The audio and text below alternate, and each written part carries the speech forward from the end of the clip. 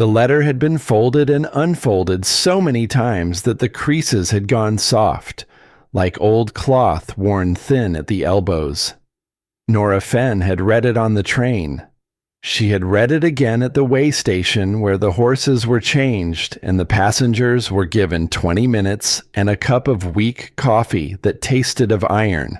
She had read it a third time now, sitting in the back of a wagon that smelled of pine resin and dry grass, while the woman beside her said nothing, and the road ahead climbed steadily toward a sky so wide and so blue it seemed almost aggressive. The letter was not a love letter. It had never pretended to be.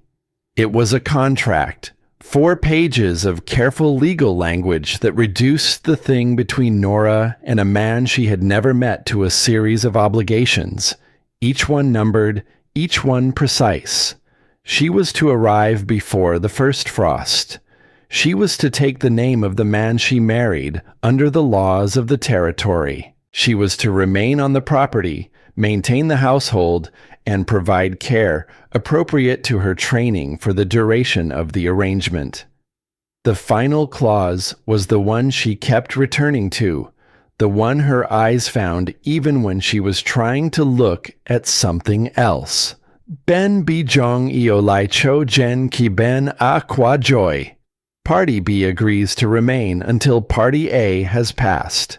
She folded the letter again and pressed it into the worn leather of her bag. The woman driving the wagon was named Odette. She was somewhere past 60, with white hair pinned severely under a dark bonnet and hands on the reins that looked like they had been carved from the same wood as the wagon itself.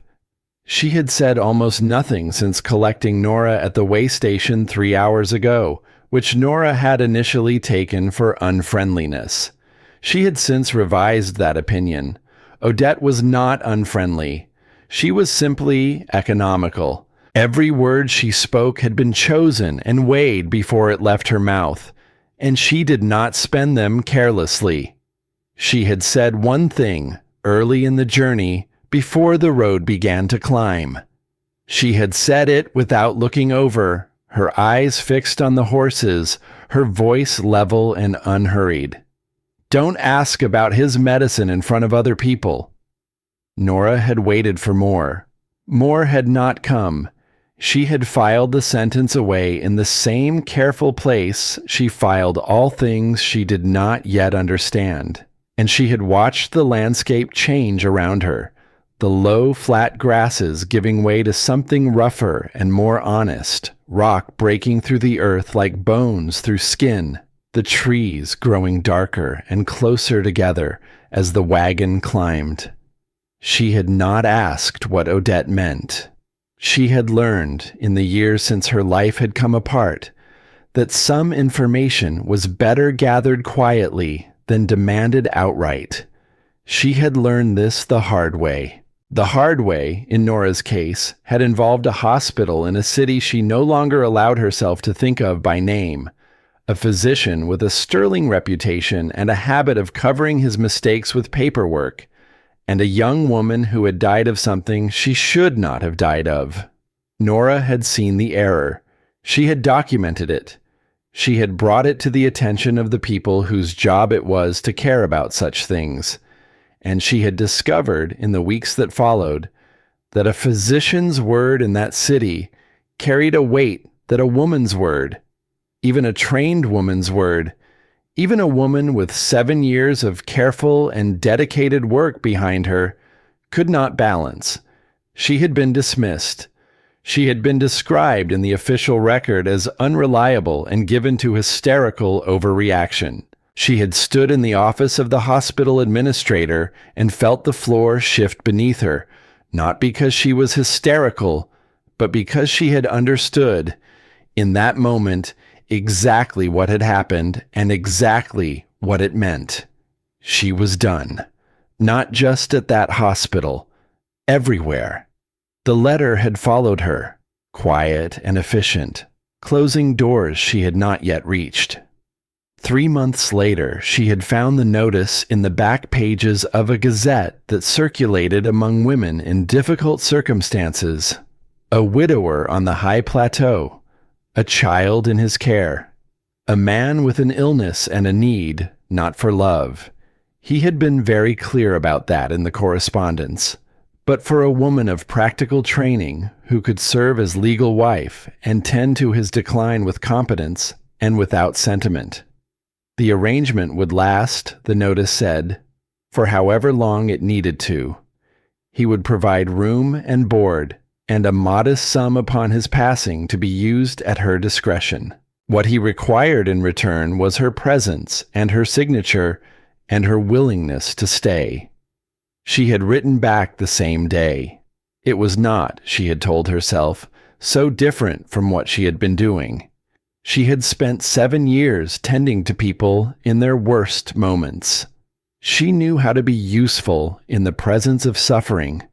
She knew how to keep her hands steady and her voice calm and her face composed into the particular expression that communicated both competence and compassion without collapsing into either. She was good at her work. She had always been good at her work. The fact that her work had been taken from her did not change what she knew how to do. It only changed where she was allowed to do it. The wagon crested a long rise, and the plateau opened ahead of them, and Nora forgot for just a moment to keep her face composed. She had not expected it to be beautiful. She had expected something harsh and colorless, a hard land for hard circumstances, and there was hardness in it, certainly. The rock and the wind and the particular silence that came from being very far from anything that hummed and rattled and pressed in on all sides. But there was also, in the late afternoon light, something that caught in her chest without warning. The grass was gold where the sun touched it. The shadows between the hills were the deep blue-purple of a bruise, but a beautiful bruise. The kind that reminded you that something living had been there. The sky went on in every direction like a promise that had not yet been broken. Then she saw the cabin.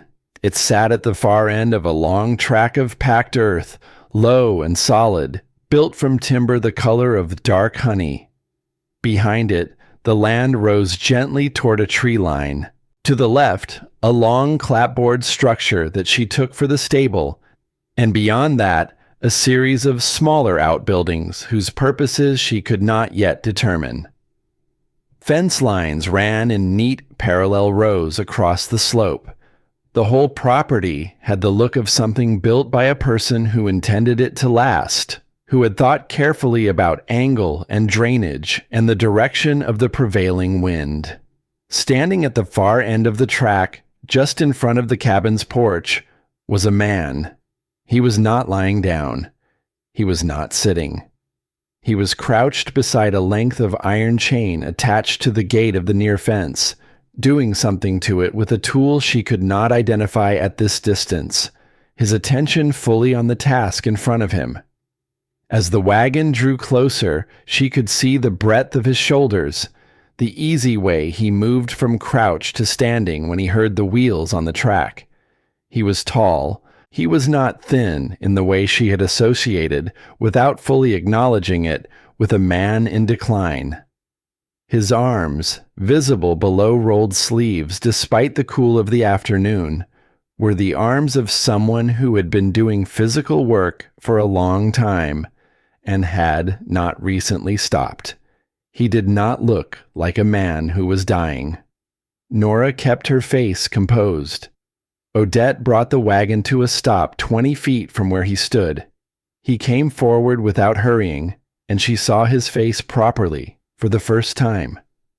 He was somewhere in his early 40s, with dark hair shot through at the temples with gray, and a face that the weather had worked on honestly, lines at the corners of his eyes, and across his forehead that came from squinting into sun and wind rather than from age alone.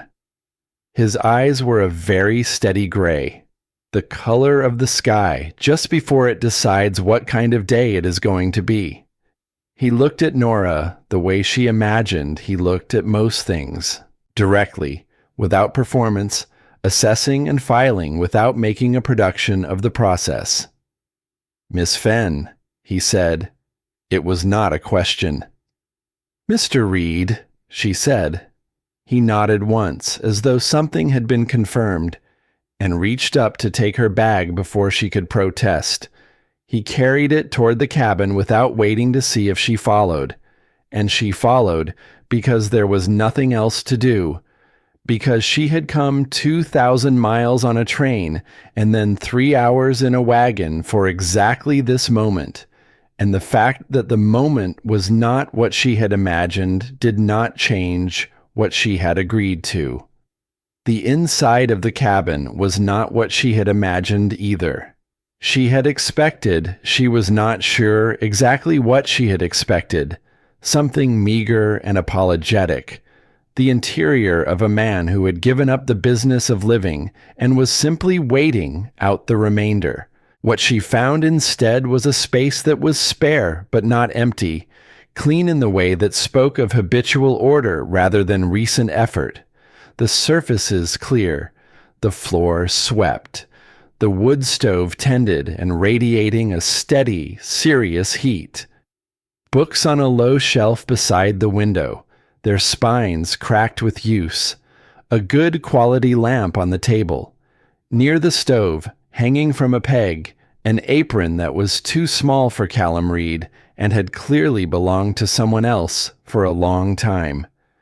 Eli was at the table.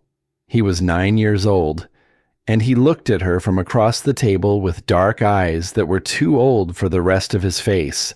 The eyes of a child who had learned early that paying attention was the most useful thing a person could do. In front of him was a sheet of paper covered in pencil drawings, all horses, rendered with a careful and slightly uncanny accuracy for a child his age. He had not drawn any people.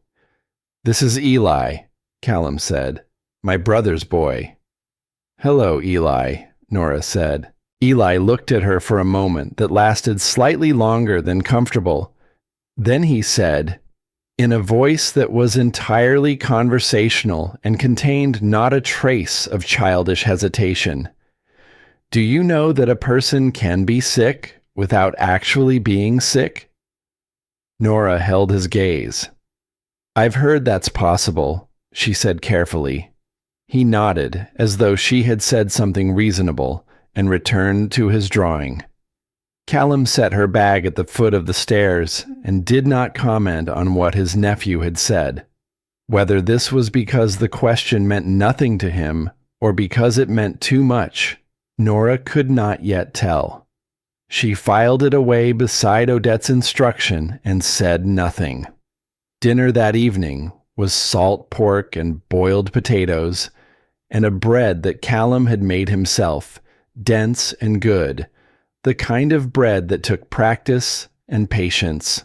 He cooked it without asking for assistance and without any of the self-conscious performance of a man expecting to be noticed for the effort. He simply did it because it was the evening and the evening required food. And he set it on the table without ceremony and sat down and ate. Nora watched his hands. She had spent 7 years watching hands. A person's hands told you things that their face was too practiced to reveal. Callum Reed's hands moved with economy and certainty, the hands of someone who trusted them, who had never had reason to doubt them. They did not tremble. They did not pause in the uncertain way of hands that had lost strength and were compensating. When he reached across the table for the salt, he did so without looking, without thinking, without the careful deliberateness of someone measuring their own capability against what was required. These were not the hands of a dying man. After the plates were cleared and Eli had been sent to bed, Callum placed a folder of papers on the table between them. He sat across from her and explained the arrangement in the same tone he might have used to explain the fence lines or the rotation of the horses, steady and factual and without apology. The land was to go to Eli. The territory had particular laws around inheritance and widowers, laws that an unmarried man could not easily navigate, laws that required a wife. He had signed the arrangement with Odette's brokerage because it was the cleanest solution to a legal problem, and he wanted to be clear that she had not been brought here under any false impression of what he required from her. He required her to be present. He required her signature on the marriage documents, which would be filed the following week in the town below. He required that she remain through the end of whatever time he had left so that the paperwork held. In exchange, she would have room and board and the sum agreed upon. "The room at the top of the stairs has a bolt on the inside," he said. "I had it fitted last month." He said it without emphasis, as a fact, the same way he said everything else. But Nora understood, with the same quiet precision she brought to everything, exactly what it meant. He had fitted the bolt before she arrived, before he knew her name or her face or her history. He had decided before she came that this was the kind of person he intended to be. She looked at the papers in front of her. She looked at the place where her signature was required. She picked up the pen he had placed beside the inkwell, which was full, which had been refilled recently in preparation for this moment, and she signed. "Thank you," he said. He gathered the papers and rose from the table, and that was, apparently, the end of the formal portion of the evening. He banked the stove and checked the door and said good night with the same economy that characterized everything else about him, and she took her candle up the stairs to the room that had a bolt on the inside. The room was small and clean. There was a quilt on the narrow bed, faded but solid, made from fabric that had once been several different things and had been cut into squares and made into something new. There was a hook on the wall for her coat. There was a window that looked out toward the fence lines and the dark slope of the tree line beyond. On the small table beside the bed, someone had placed a glass of water and a folded towel. Nothing else. Just those two things, set with the same careful practicality as everything else in this house. The gesture of a person who understood what was necessary and provided it without excess. Nora set her candle down and opened her bag. Beneath her spare dress and her good wool stockings and the small book she kept for the times when she could not sleep, she found what she had placed there before leaving. The leather folder that held the papers Odette's brokerage had sent her along with the contract. Among them was a copy of Callum Reed's medical history, as compiled by the physician who had been treating him. She had read it once on the train and had set it aside, telling herself she had read it only to understand the nature of the care she would be required to provide. She sat on the edge of the bed and read it again. The physician's name was printed at the top of each page in a neat, firm hand. Dr. Edmund Crail. She read through the recorded progression of symptoms, the dates of examination, the prescribed course of treatment. She read the diagnosis, which was detailed and confident, and painted a picture of a man in the final chapter of a serious illness. She turned to the third page, and she stopped. The prescribed medications were listed in 2 columns, their names and their dosages and the frequency of administration. She knew these medications. She had worked with these medications, or ones like them, for most of her professional life, and she understood their purposes and their effects and the logic behind their combination.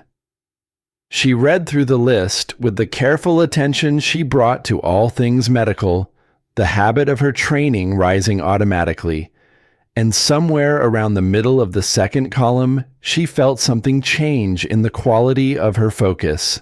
She read that section again.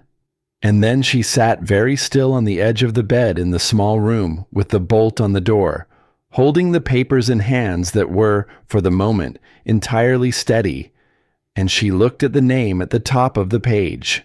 Dr. Edmund Crail. She had seen that name before, not on a medical file from this territory, not in any document she had encountered here. She had seen it in a city that she no longer allowed herself to think of by name, in the records of the inquiry that had concluded officially that she was unreliable, in the margins of the correspondence she had kept afterward, the correspondence that documented what had been done and what had been covered and who had signed what. Crail's name had appeared twice, small and unremarked, a professional acquaintance, a reference, a man who had written 2 sentences attesting to the character of the physician she had accused, a man who had helped close the door on her. And here he was again, at the end of the road, treating the man she had come to watch die. Nora set the papers down on the table beside the glass of water. She looked at the candle flame, which was steady in the still air of the room. She looked at the window, which showed nothing but the dark. She was a woman who prided herself on thinking clearly, on not moving faster than the evidence justified, on waiting until she understood a thing before she acted on it. She had learned in the hardest possible way what happened when a person made accusations without sufficient proof, no matter how certain they were, no matter how right.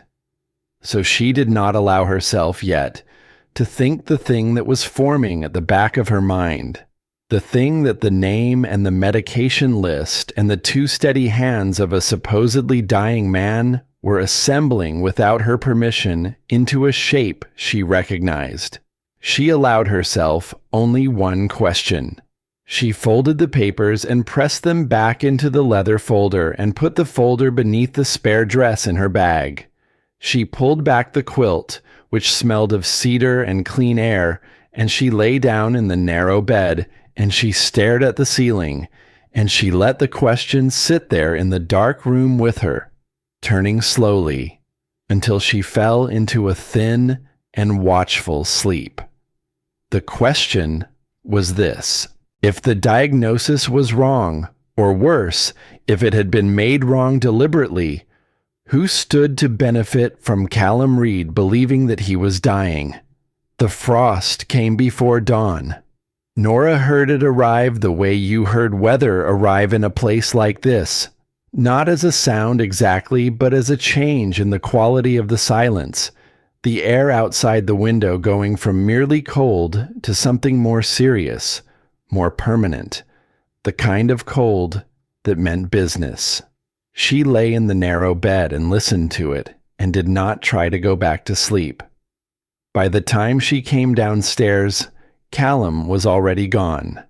The stove had been banked and the coffee was on, the pot sitting at the edge of the heat where it would stay warm without burning, a consideration so practical and so quietly performed that she stood in front of it for a moment before reaching for a cup. Eli was at the table with his paper and his pencil, adding something to a drawing he had apparently been working on since before she arrived, a long horizontal landscape of horses in various postures, running, standing, turning their heads toward something outside the frame.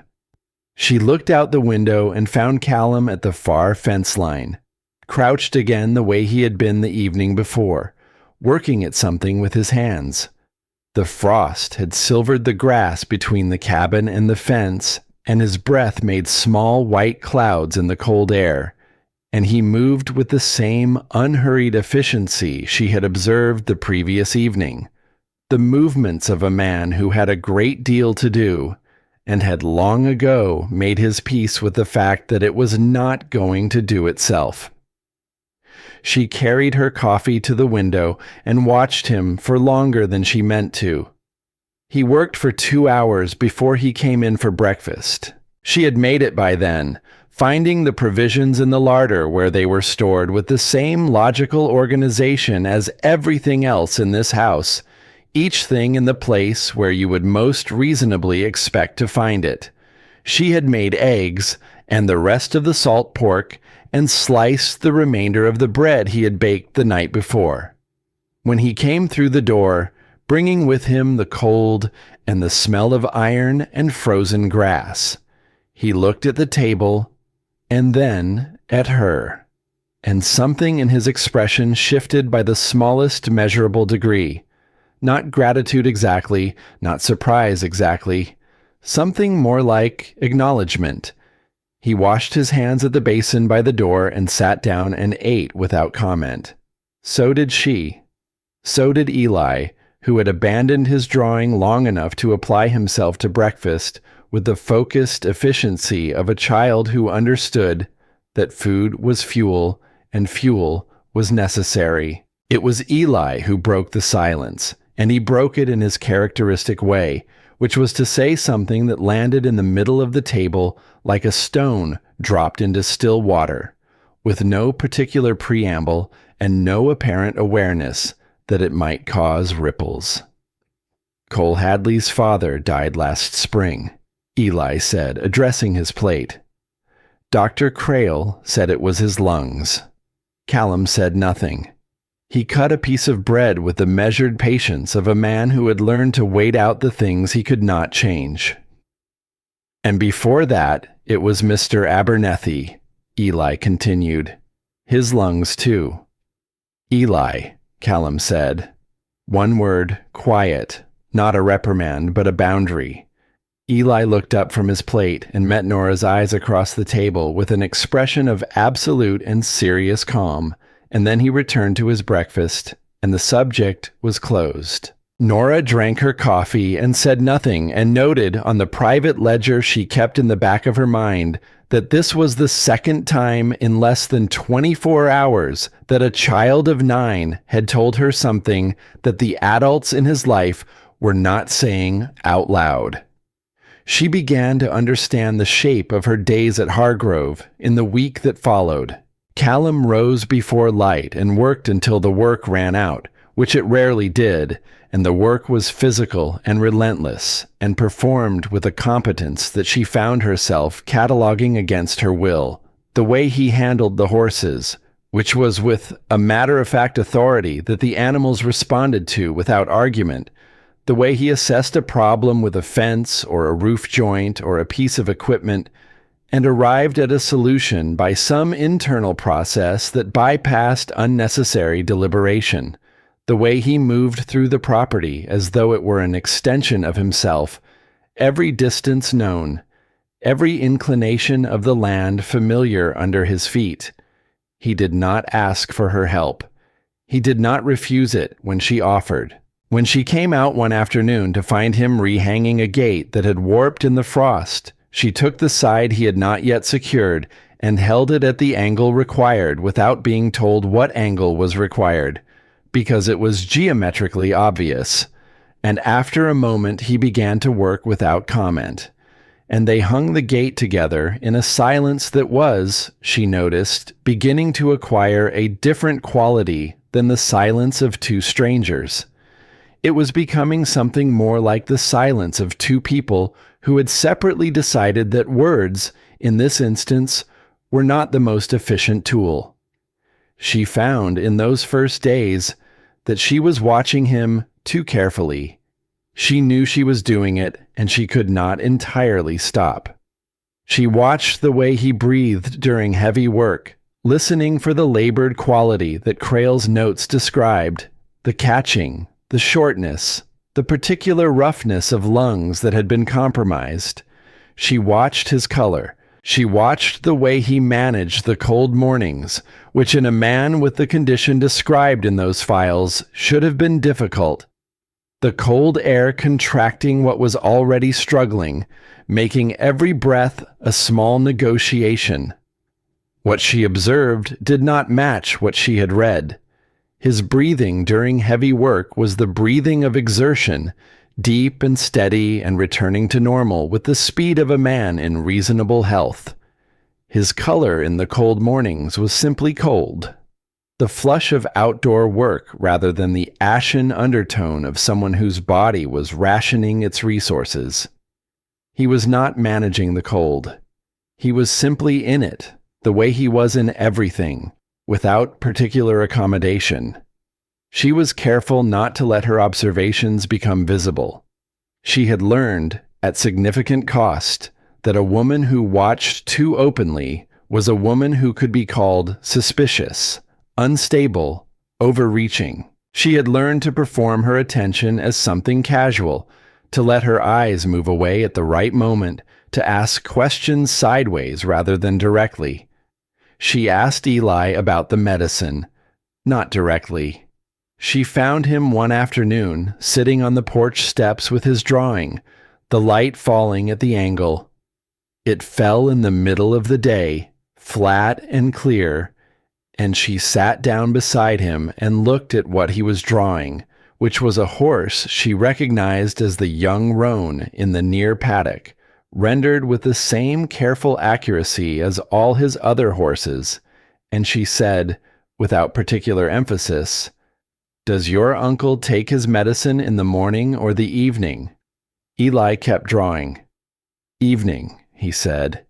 "He doesn't like how it makes him feel in the morning." "How does it make him feel?" Eli's pencil moved in a careful curve along the horse's neck. "Like he's far away," he said. "That's how he says it. Like everything is far away and he can't quite reach it." He paused. "He didn't used to say that. Before Dr. Crail started coming, he didn't say things like that." He went back to drawing, and Nora sat with the afternoon light on her hands and thought about a medication that made a man feel far away and unable to reach things, and about what category of compound produced that particular effect, and about who prescribed it, and to whom, and why. That evening, after Callum had banked the stove and said his usual economical goodnight, she went to the kitchen shelf where the bottles were kept and studied them. There were 3. She read the labels in the lamplight, the handwriting precise and unhurried, the dosages noted. She memorized what she needed to memorize. Then she took one tablet from the smaller bottle, the one with the most recent date on its label, and she wrapped it in a square of cloth and put it in the pocket of her apron. She had a plan that required patience, which was not a problem. Patience was among the very few things she had in reliable supply. The letter from Odette arrived on the 8th day. It was short, 4 lines, and it had been written with the same economy as everything else about the old woman. There was a note, barely a sentence, tucked beneath the formal lines. "Do not go alone to Crail's office. The person who asked questions before you left this territory without saying goodbye to anyone." Nora read it twice. She folded it into the leather folder with the medical papers and sat for a while in the small room with the bolt on the door, listening to the wind move across the plateau, thinking about the specific way that warnings arrived in lives like hers, always slightly too late to be preventive, always just early enough to be useful if you were paying attention. She was paying attention. She began to understand, in the second week, that the life of the Hargrove property had its own rhythms and its own logic, and that she was not outside of it, but inside it, whether she had intended to be or not. She found herself thinking about things she had not thought about in years. The way bread needed to be made differently in dry air, the way horses communicated their moods through the angle of an ear, the shift of weight from one foot to another, the way a child's questions were sometimes the most direct route to the truth that adults had complicated beyond recognition. Eli came to find her on the 12th morning. She was in the kitchen working through a problem with the larder shelving that had warped in the cold and was no longer closing flush. And he stood in the doorway with his drawing paper rolled under his arm and said, with no introduction, "Uncle Callum says you fixed a person's shoulder once. A person who wasn't supposed to be fixable." She looked up from the shelf. "Where did he hear that?" "He didn't say." She went back to the shelf. "A person's shoulder is a complicated piece of machinery," she said. "Sometimes it gets put together wrong, and someone has to put it backward." Eli considered this. Could you do it with a horse? It happened on a Thursday afternoon, in the third week of her residence at Hargrove. Nora was coming back from the kitchen garden, which had little left in it at this time of year, but which she had been assessing for what could be done with it. Come spring, and she heard it before she saw it, the particular sound that a frightened horse makes when it is also in pain, a sound with a ragged edge that cuts right through whatever else you were thinking about. She came around the side of the stable and found the young roan in the near paddock, the one Eli drew most often, standing at a wrong angle with her left foreleg held slightly off the ground, her whole body shivering with the effort of managing it. Callum was there, having come from somewhere at a run, already assessing the situation with the same rapid internal calculation he brought to everything. His face was set and still, and she could read nothing specific in it. But she had been watching him long enough now to know that the particular quality of his stillness in that moment was not calm. It was control applied to something that was not calm at all. She came through the paddock gate and crouched beside the leg and ran her hands along it with the practiced efficiency of her training, not asking permission because there was no time for the negotiation of permission, because the horse was afraid and in pain, and fear was contagious, and speed mattered. She found what she was looking for in the carpus, the joint that in a horse performed the function of a wrist, which had been torqued somehow, a partial dislocation rather than a break, which was, in the ledger of equine misfortunes, considerably better than the alternative. "This isn't broken," she said. She did not look at Callum when she said it. She was watching the leg, watching the horse, maintaining the quality of touch that communicated, across the significant language gap between species, that she was not a threat, and she was not going to make it worse. "Can you hold her head?" she said. He moved to do it without asking why. She registered this somewhere in her peripheral awareness, that he had simply moved and done what she had asked, that there had been no pause for skepticism or deliberation, that he had taken her assessment and acted on it with the same directness he brought to everything else. What followed was not elegant. It was careful and deliberate, and required both of them and all of Nora's technical knowledge and most of her physical strength, and the horse made sounds that Nora did not enjoy hearing, and Eli, who had appeared silently at the paddock fence, watched with his old eyes and said nothing. But at the end of it, the leg was right, and the roan was standing on it with a tentative and slightly outraged expression, testing the weight, finding it bearable, then finding it acceptable. Callum stood back and looked at the horse for a long moment. Then he looked at Nora.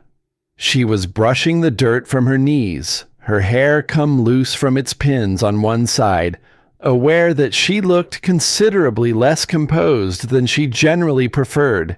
And when she looked up, he was still watching her with that steady gray gaze that she had not yet entirely learned to read. "Where did you learn that?" he said. "Hospitals," she said. "The principal's transfer." He nodded once, that minimal acknowledgement that meant something had been recorded and filed.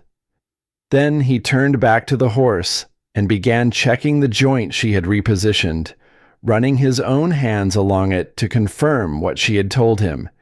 And she watched him do it, and thought that this, too, was a thing she noticed about him. He verified. He did not simply accept. He checked the work himself, not because he doubted it, but because he was a man who confirmed things with his own hands when he could. She found she did not mind this. She respected it. It was the same thing she did. "Her name is Fen," Eli said from the fence. Nora looked at him.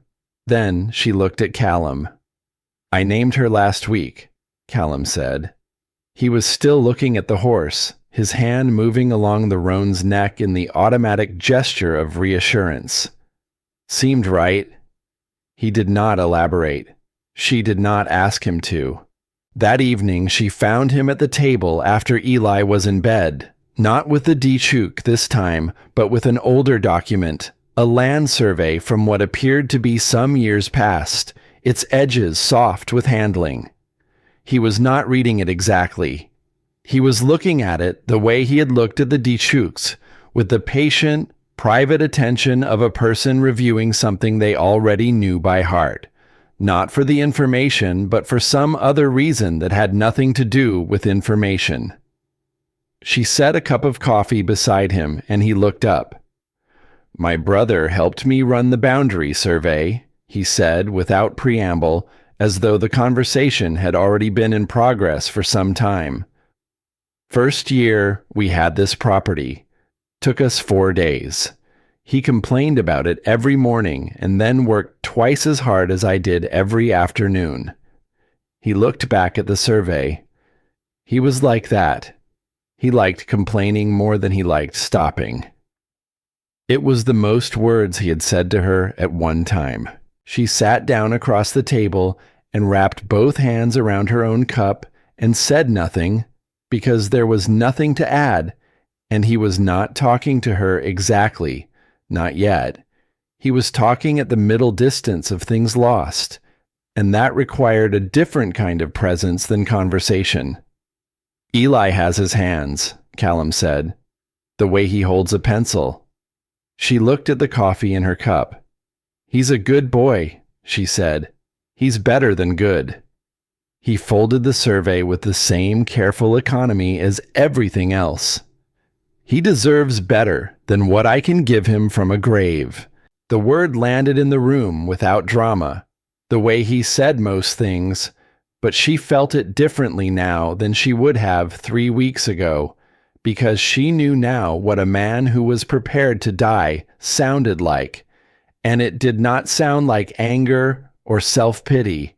It sounded like this, like a man who had done the calculation and was trying to make sure the numbers came out right for someone else, regardless of what they cost him. She thought about the tablet wrapped in cloth in her apron pocket. She thought about the letter in the leather folder.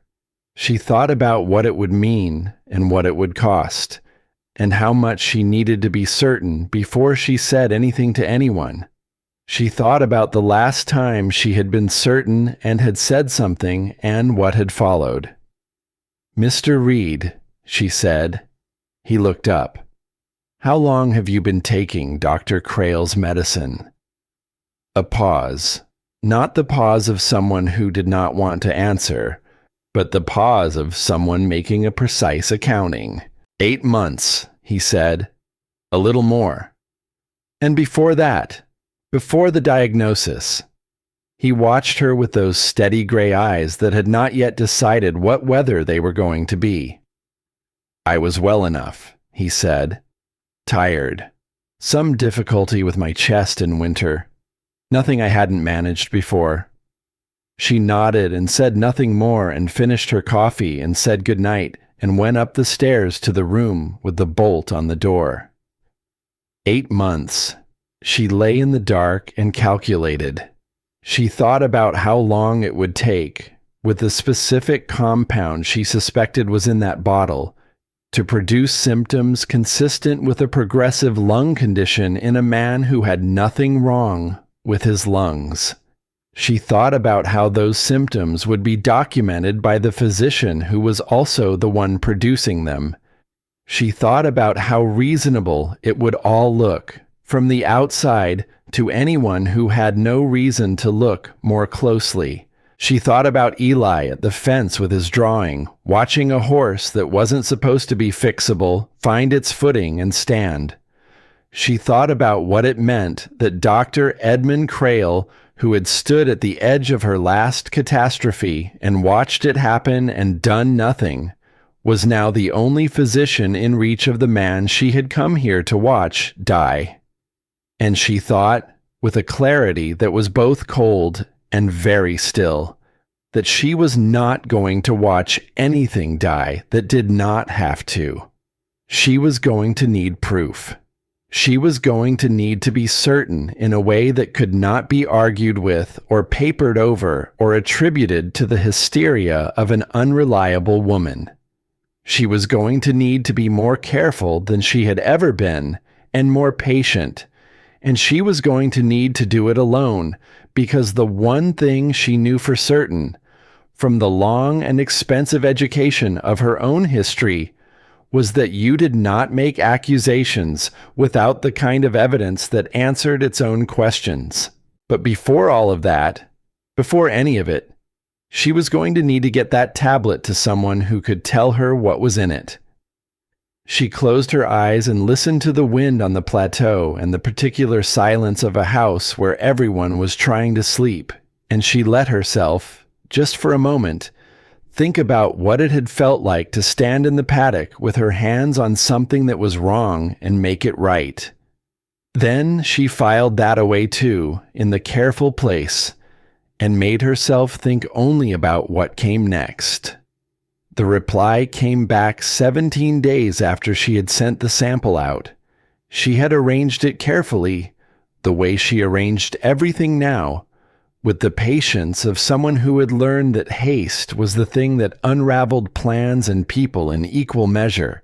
A rider who made regular supply runs between the plateau and the lower settlements had agreed, for a small sum that represented nearly everything she had kept back from her travel money, to carry a sealed package to a pharmacist 2 territories over, someone she had located through a careful process of inquiry that she had conducted entirely through written correspondence, asking nothing directly, simply establishing that there existed a person with the right knowledge who had no connection to Edmund Crail or to anyone who might carry word back to him. The writer brought the reply on a gray morning when the clouds sat low over the plateau and the light had the flat, pressed quality of weather that had not yet decided what it intended to do. Nora was in the kitchen garden, turning the last of the frost-hardened earth in a section she planned to put to medicinal use come spring. And she saw him come up the track and felt something tighten in her chest that she made herself breathe through before she walked to meet him. She read the letter standing at the fence with her back to the cabin.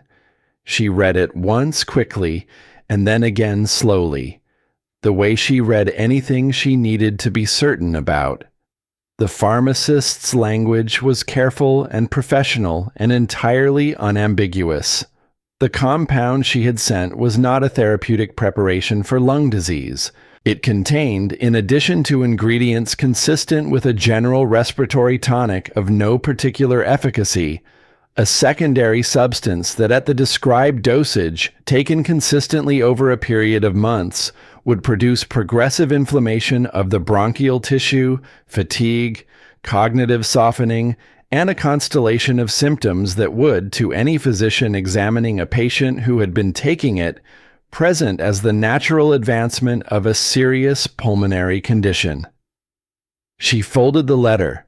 She put it in her apron pocket beside the place where the cloth-wrapped tablet had been. She stood at the fence for a moment and looked at nothing in particular, at the silver-gray grass and the low clouds and the fence line running away toward the horizon. And she allowed herself exactly 30 seconds of something that was not quite anger and not quite grief, but contained elements of both. The feeling of a person who has suspected a terrible thing and has now had the terrible thing confirmed and must now decide what to do with the weight of knowing it for certain. 30 seconds. Then she went inside and made lunch. She had not yet told Callum.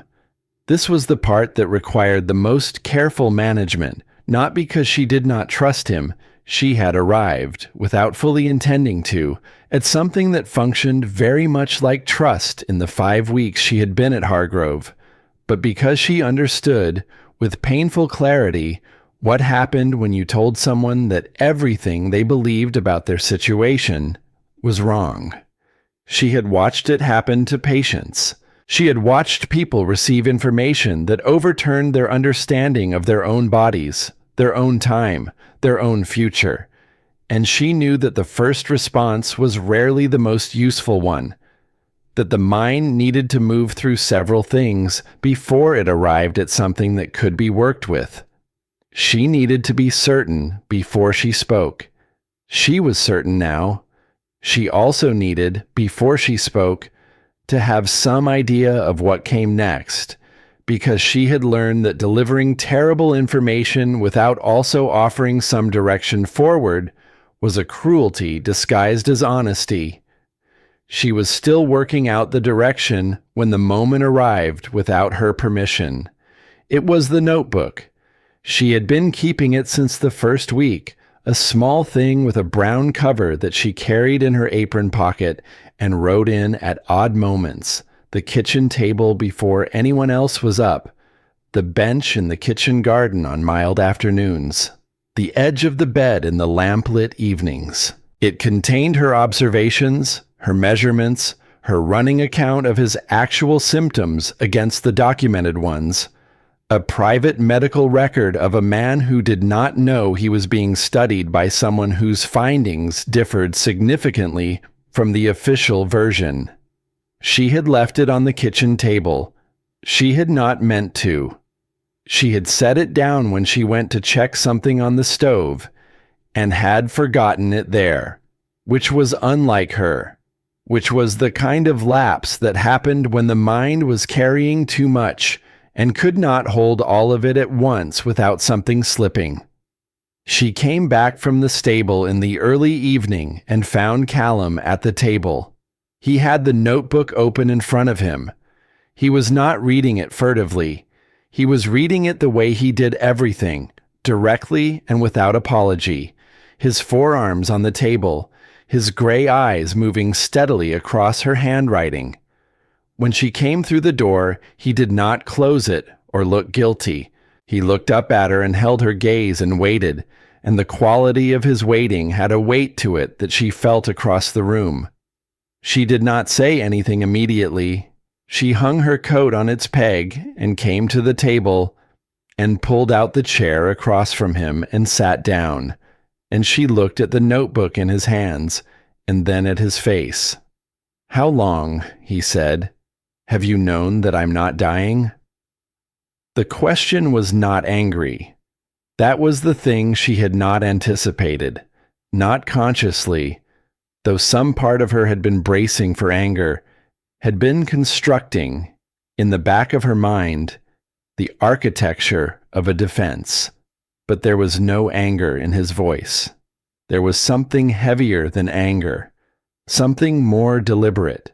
The voice of a man who has been given a great deal to absorb and is choosing, very carefully, how to absorb it. "I suspected from the first night," she said. "I've been certain for about an hour." He set the notebook down on the table between them. He was quiet for a long time. The stove made its small sounds. Outside, the wind moved across the plateau in the low, sustained note it made when the weather was settling in for the night. "Crail," he said.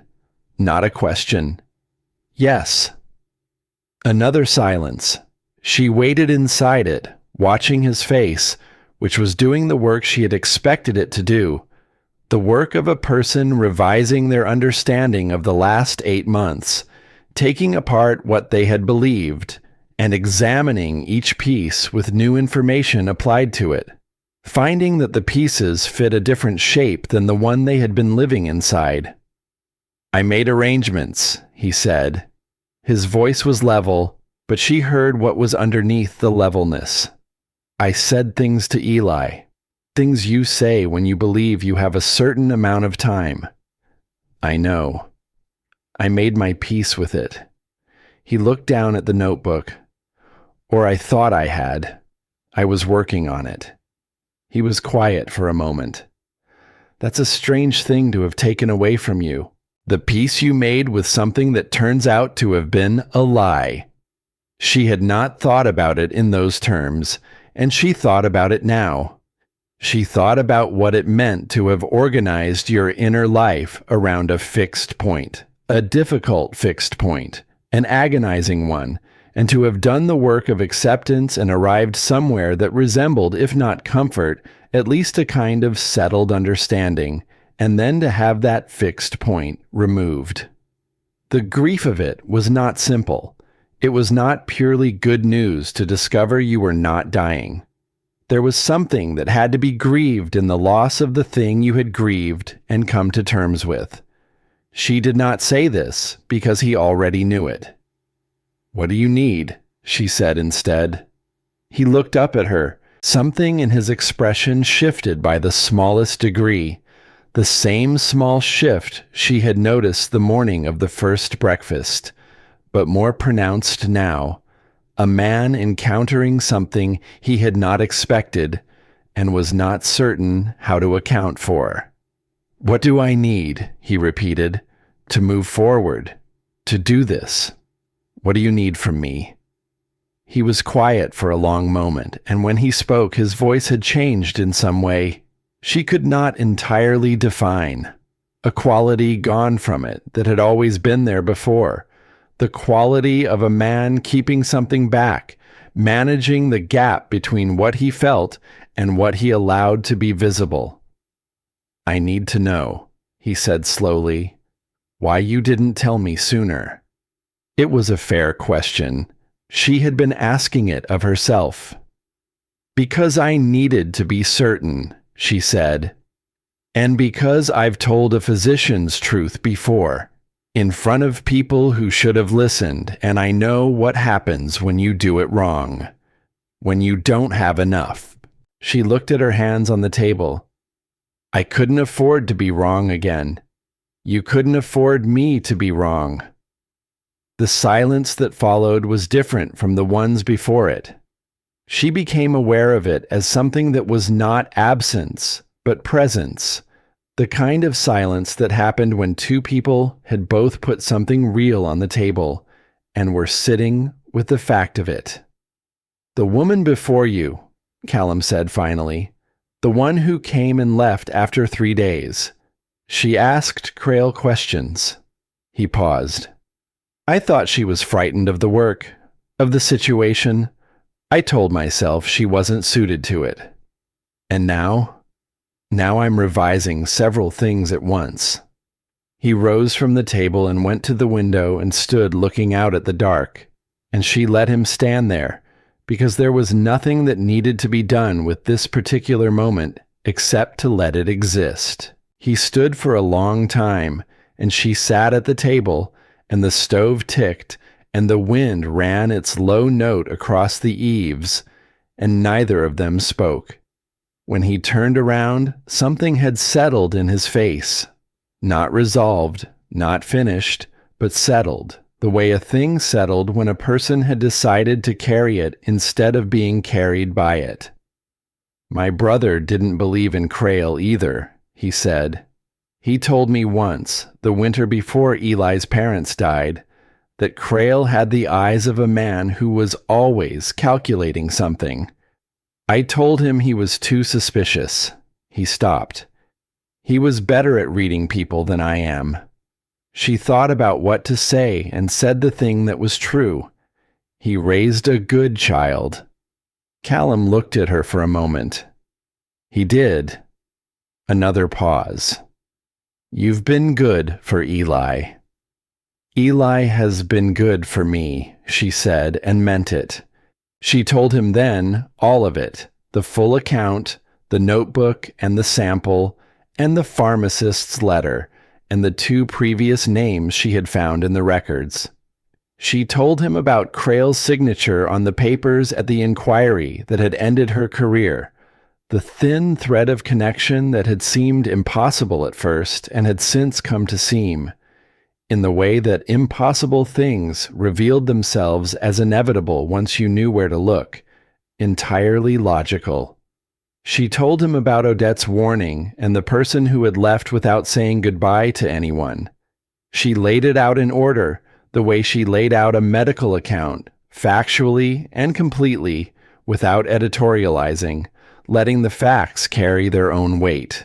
He listened the way he did everything, with complete attention and without interruption, and with the quality of a person who understood that the most respectful thing you could do for information was to actually receive it. When she finished, he said, "What do we need to prove it?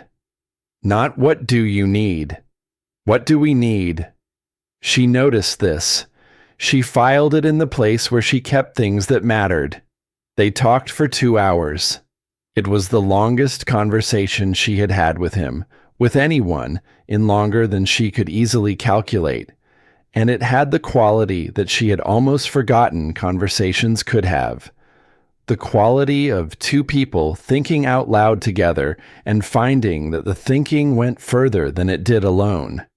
He knew the territory, the people, the patterns and the histories, and the particular leverage points that a woman newly arrived from somewhere else could not have known. She knew the medical architecture of what Crail had built, the internal logic of it, the places where the structure was weakest and where it could be made to fail. Together, they began to build something. It was Eli who found them still at the table when he came downstairs for water, later than he should have been awake, his hair disordered from sleep. He stood in the doorway and looked at the two of them, at the papers spread between them, at the lamp burning past its usual hour, and his expression was one that Nora had come to think of as his particular form of comprehension, not surprise, but recognition, the face of a child who had suspected something and was now watching it be confirmed. "Are you fixing it?" Eli said. Callum and Nora looked at each other across the papers. "We're working on it," Callum said. Eli nodded, satisfied, and got his water and went back to bed. And Nora looked at the lamp and then at the man across the table from her, and for the first time since she had arrived on this plateau, she felt something that was not the careful, managed competence of a woman doing a job she had bargained herself into. She felt something warmer than that, and less controlled, and she filed it in the same place where she had put the thing about the bolt and the bread and the name he had given the roan.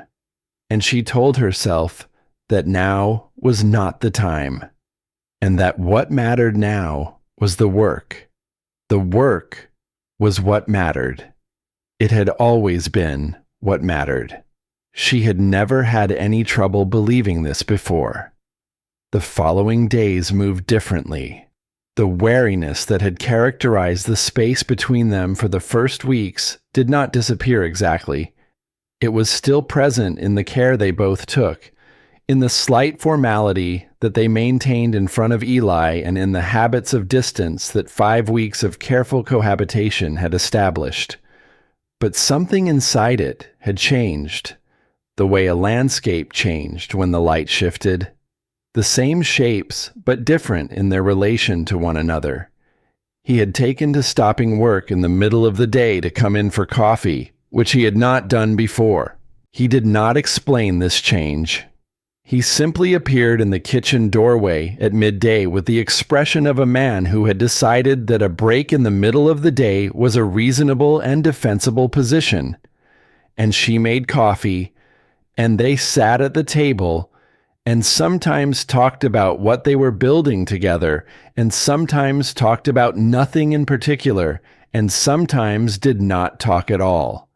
And the silence in those instances was entirely different from the silence of the first weeks. She found him one evening, later in that week, with a book she had not seen before, held open in one hand, reading by the lamp with the focused quiet of someone who read because they genuinely wanted to know what the words said. She had been about to go upstairs, and she stopped instead. "What are you reading?" she said. He turned the book so she could see the spine. It was a medical text, old and serious, the kind of book that did not exist for casual purposes. "Found it in my brother's things," he said. He had a habit of keeping books he didn't understand so he could work out how to understand them. She sat down. "What part are you on?" He told her. She explained it, the way she explained things to Eli, without condescension, simply and clearly, and with the assumption that the person she was talking to was capable of following if given the right language. He listened and asked questions, which were good questions. The questions of a person who was actually following rather than performing attention. They went through 4 pages in 2 hours, and she could not have said afterward quite how the time had passed. It was the next morning that Odette's second letter arrived. It was shorter than the first, only 2 lines, in the old woman's spare and deliberate hand. "Crail knows someone is asking questions. Be careful with what you do next. And be careful who you speak to in the town below. He has friends there who tell him things." Nora read it at the kitchen table before anyone else was downstairs. She read it twice and then sat with her coffee going cold in front of her and thought about what it meant and what it changed and how much time they had before careful stopped being enough. She was still sitting there when she heard the wagon on the track. She went to the window and looked out and felt something cold move through her that had nothing to do with the morning air. The wagon was unfamiliar. The man driving it was not a trader or a neighbor. He was dressed for town, and he sat on the seat with the particular posture of a man who was going somewhere on someone else's business and was not personally invested in the outcome. He was headed toward the cabin. She had her hand on the door before she heard Callum's boots on the stairs, and she turned to meet him at the bottom, and she held out Odette's letter without preamble, and she watched his face read it and settle into the particular stillness that she knew now was not distance, but concentration, the expression of a man gathering himself for what came next. "That wagon," she said. "I see it." They stood together at the window and watched it come up the track, and neither of them spoke. And the morning light fell across the table where the papers from the night before were still spread, all their careful evidence, all their careful building, which had not been built fast enough, because Crail had felt the ground shift under him and had moved first. And somewhere in the room, in the pocket of the apron hanging by the door, the pharmacist's letter sat in the dark with its careful and precise and entirely unambiguous language, waiting to be used at the right moment, by the right person, in the right way.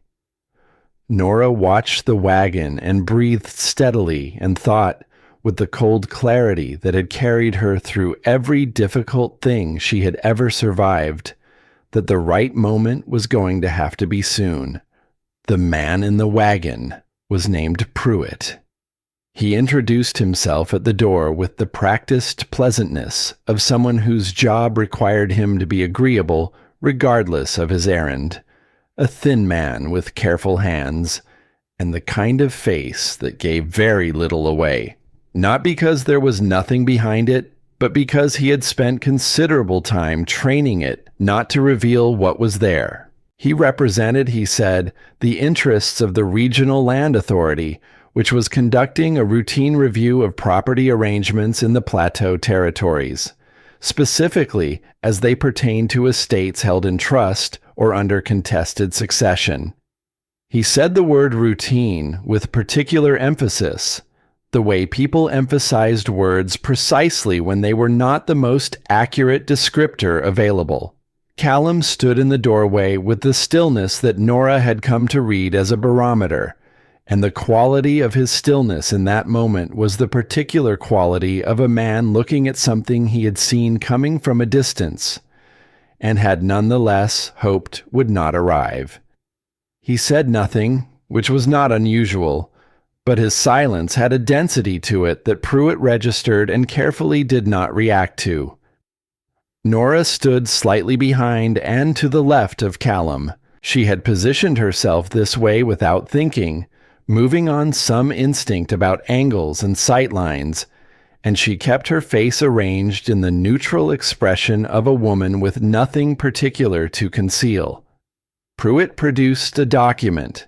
It was official in appearance, bearing a seal and several signatures, and it requested, in the formal language of legal instruments, that Callum Reed present himself in the town below for a formal hearing before the assembled community authority, at which his capacity to manage the affairs of the Hargrove property would be assessed, in light of concerns raised by his attending physician regarding the effect of his illness on his judgment and decision-making.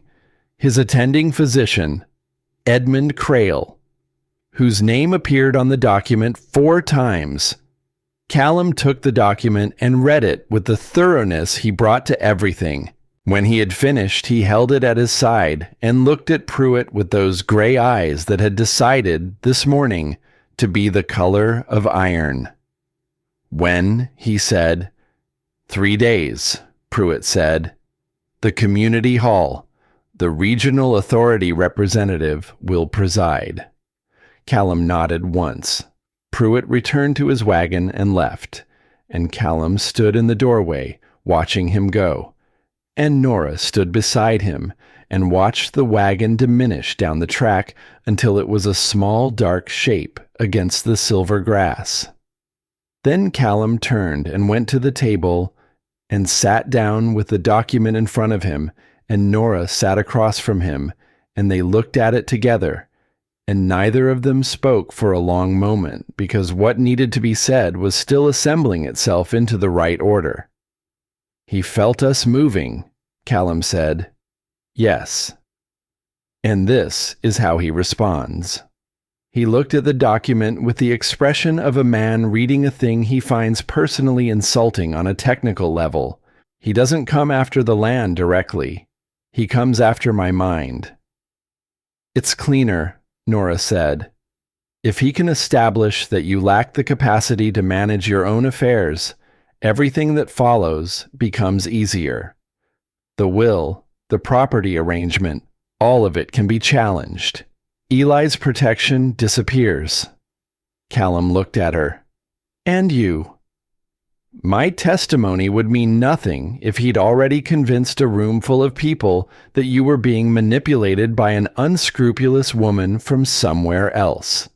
She said it flatly, without self-pity, because it was a fact, and facts were more useful than feelings.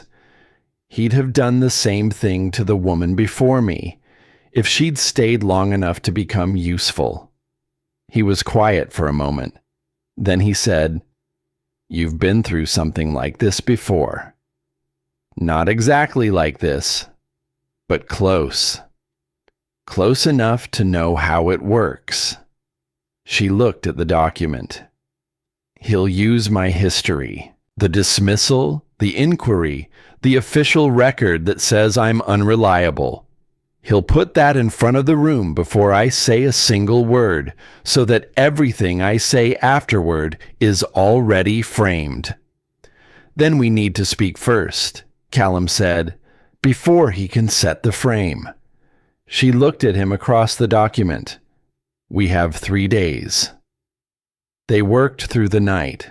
Eli went to bed at his usual hour, and they sat at the table with the lamp between them and the papers spread across every available surface: the pharmacist's letter, the medical records, the survey of neighboring land that Callum had quietly assembled over the previous days, the names of the 2 men who had died under Crail's care, and the subsequent records showing their properties had transferred through various instruments of legal convenience to interests that traced back, through enough intermediaries to look accidental, to a group of investors from somewhere far to the east who had no visible connection to anything local. Callum had found this.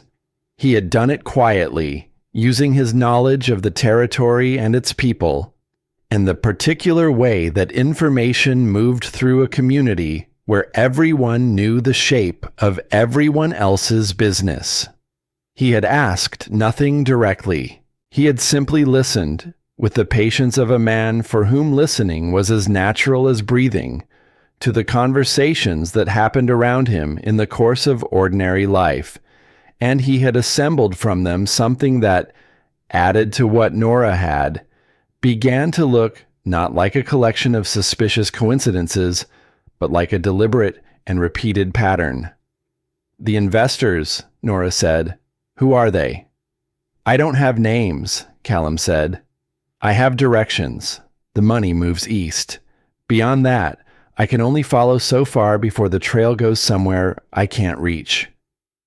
"We don't need to reach it," she said. "We only need to show the pattern. The same physician, the same diagnosis, the same outcome, the same transfer of land." She looked at the names on the survey. 3 times, including yours, if it had gone the way it was supposed to. He looked at the survey for a long time. "These were men I knew," he said. "Hadley's father taught me to read a weather sky. Abernethy ran the only decent farrier operation within 2 days' ride." He paused. "They were healthy men." "I know," she said. He looked up from the survey. In the lamplight, his face was doing something that it rarely did. The wall that he maintained without apparent effort, the careful management of what was visible, had thinned in some way. And she could see beneath it the thing that had been there all along. Not the acceptance she had taken his stillness for in the beginning, but something rawer than that. The anger of a man who had believed himself to be dying, and had arranged his grief around that belief, and now understood that the grief had been engineered. "I stopped taking the medicine 3 weeks ago," he said. She looked up sharply. "After you asked me about it, I'd already been thinking about it. What Eli said, the way it made me feel." He paused. "I didn't tell you because I wasn't certain yet. I didn't want to say something that turned out to be nothing." "How do you feel?" she said. "Better." He said it simply. "Clearer. The difficulty breathing in the mornings has been less. I thought it was the season changing." She made herself breathe through the rush of feeling that accompanied this information, the relief and the anger and the other thing that she was still not naming, and she said steadily, "That will matter. At the hearing, your own account of the change when you stopped. If they believe it, that's what we're building for," she said, "so they have to." The second day brought a complication she had not fully anticipated, though she understood when it arrived that she should have.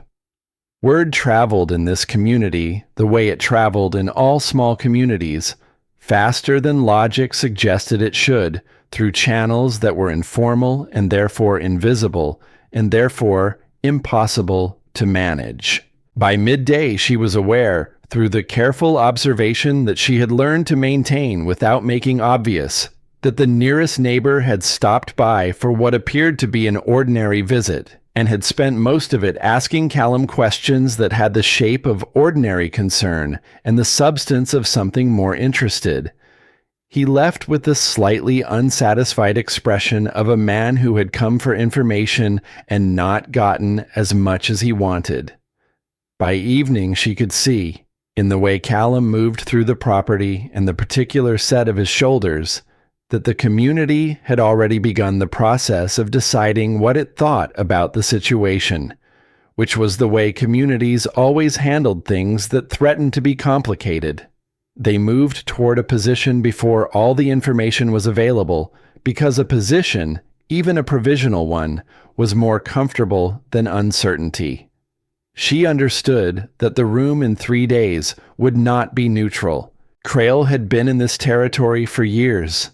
He had delivered children and set bones and sat with the dying and built, in the course of all of it, the particular kind of trust that accumulated slowly and felt, to the people who held it, like evidence of character rather than the product of time and proximity. She was a woman who had been there for 6 weeks, who had arrived under a contract that the community had not fully understood, who had a documented history of accusing physicians of things they had not, officially, been found to have done. She knew how this looked from the outside. She had been on the outside of it before. That evening she found Eli on the porch steps in the cold, his drawing paper on his knees, not drawing, just sitting, which was unlike him, the stillness of a child who was thinking something through and had not finished. She sat beside him. The cold was serious now, the plateau giving back the stored warmth of the day faster than it could be replenished, the dark coming down with the particular weight it had at this elevation.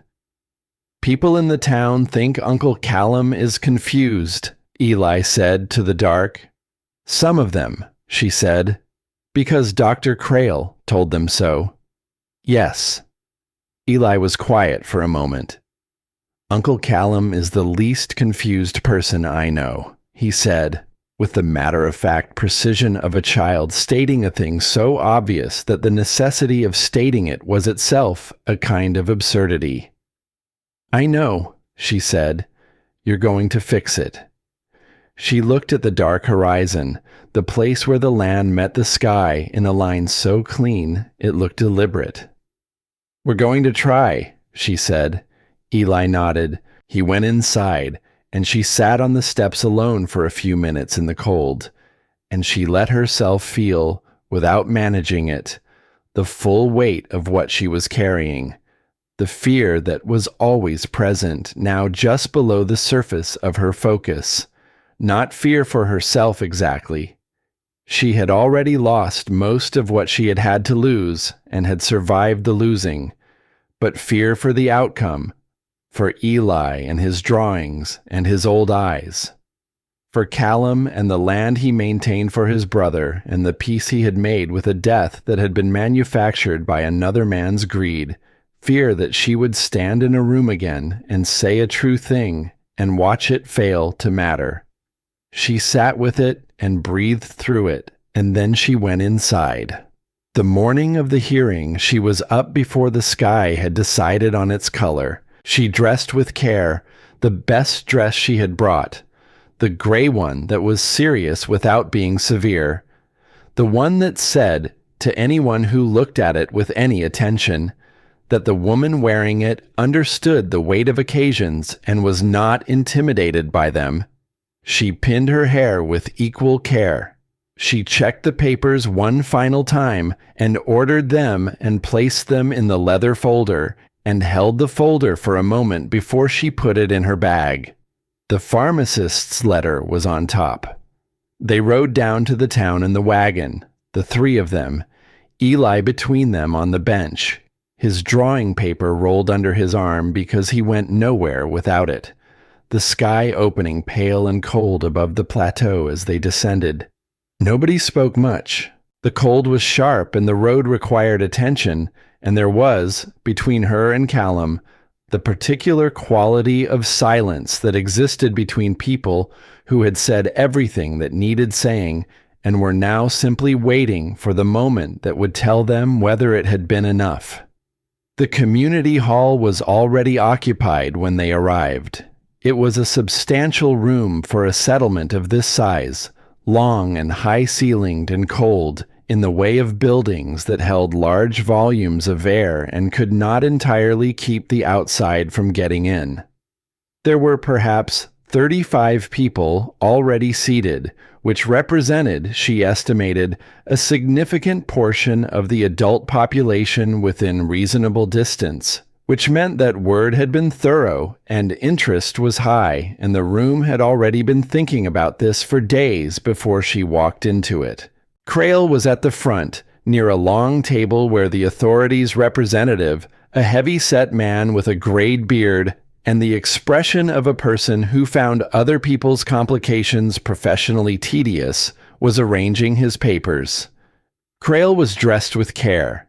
He looked exactly as she imagined he always looked when there was an audience, composed and trustworthy and faintly sorrowful, the expression of a physician burdened by difficult knowledge that he shared only out of professional obligation. He saw her when she came in. Something moved very briefly across his face, too fast to name, and then it was gone, and he was looking at the authorities' representative again. She sat beside Callum in the chairs that had been arranged facing the table. Eli sat on Callum's other side.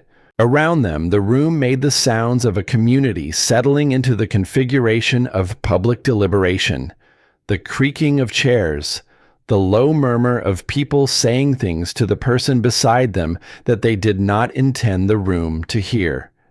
The representative opened the proceedings with the language of official neutrality, citing the concern that had been brought to the authorities' attention by the attending physician and the obligation of the authority to ensure the well-being of residents and the integrity of property arrangements within its jurisdiction.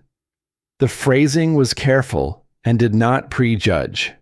The phrasing also, she noticed, placed Crail's concern at the center of the framing before anyone had said anything else. Crail spoke first. Of course he did. He had arranged for this, and he had arranged the order, and he had been in this room, metaphorically, for weeks before any of them arrived. He spoke with the measured regret of a man reporting something painful, using the language of medicine with the confidence of someone who understood that technical language in front of a non-technical audience functioned as a form of authority that was very difficult to challenge without appearing foolish.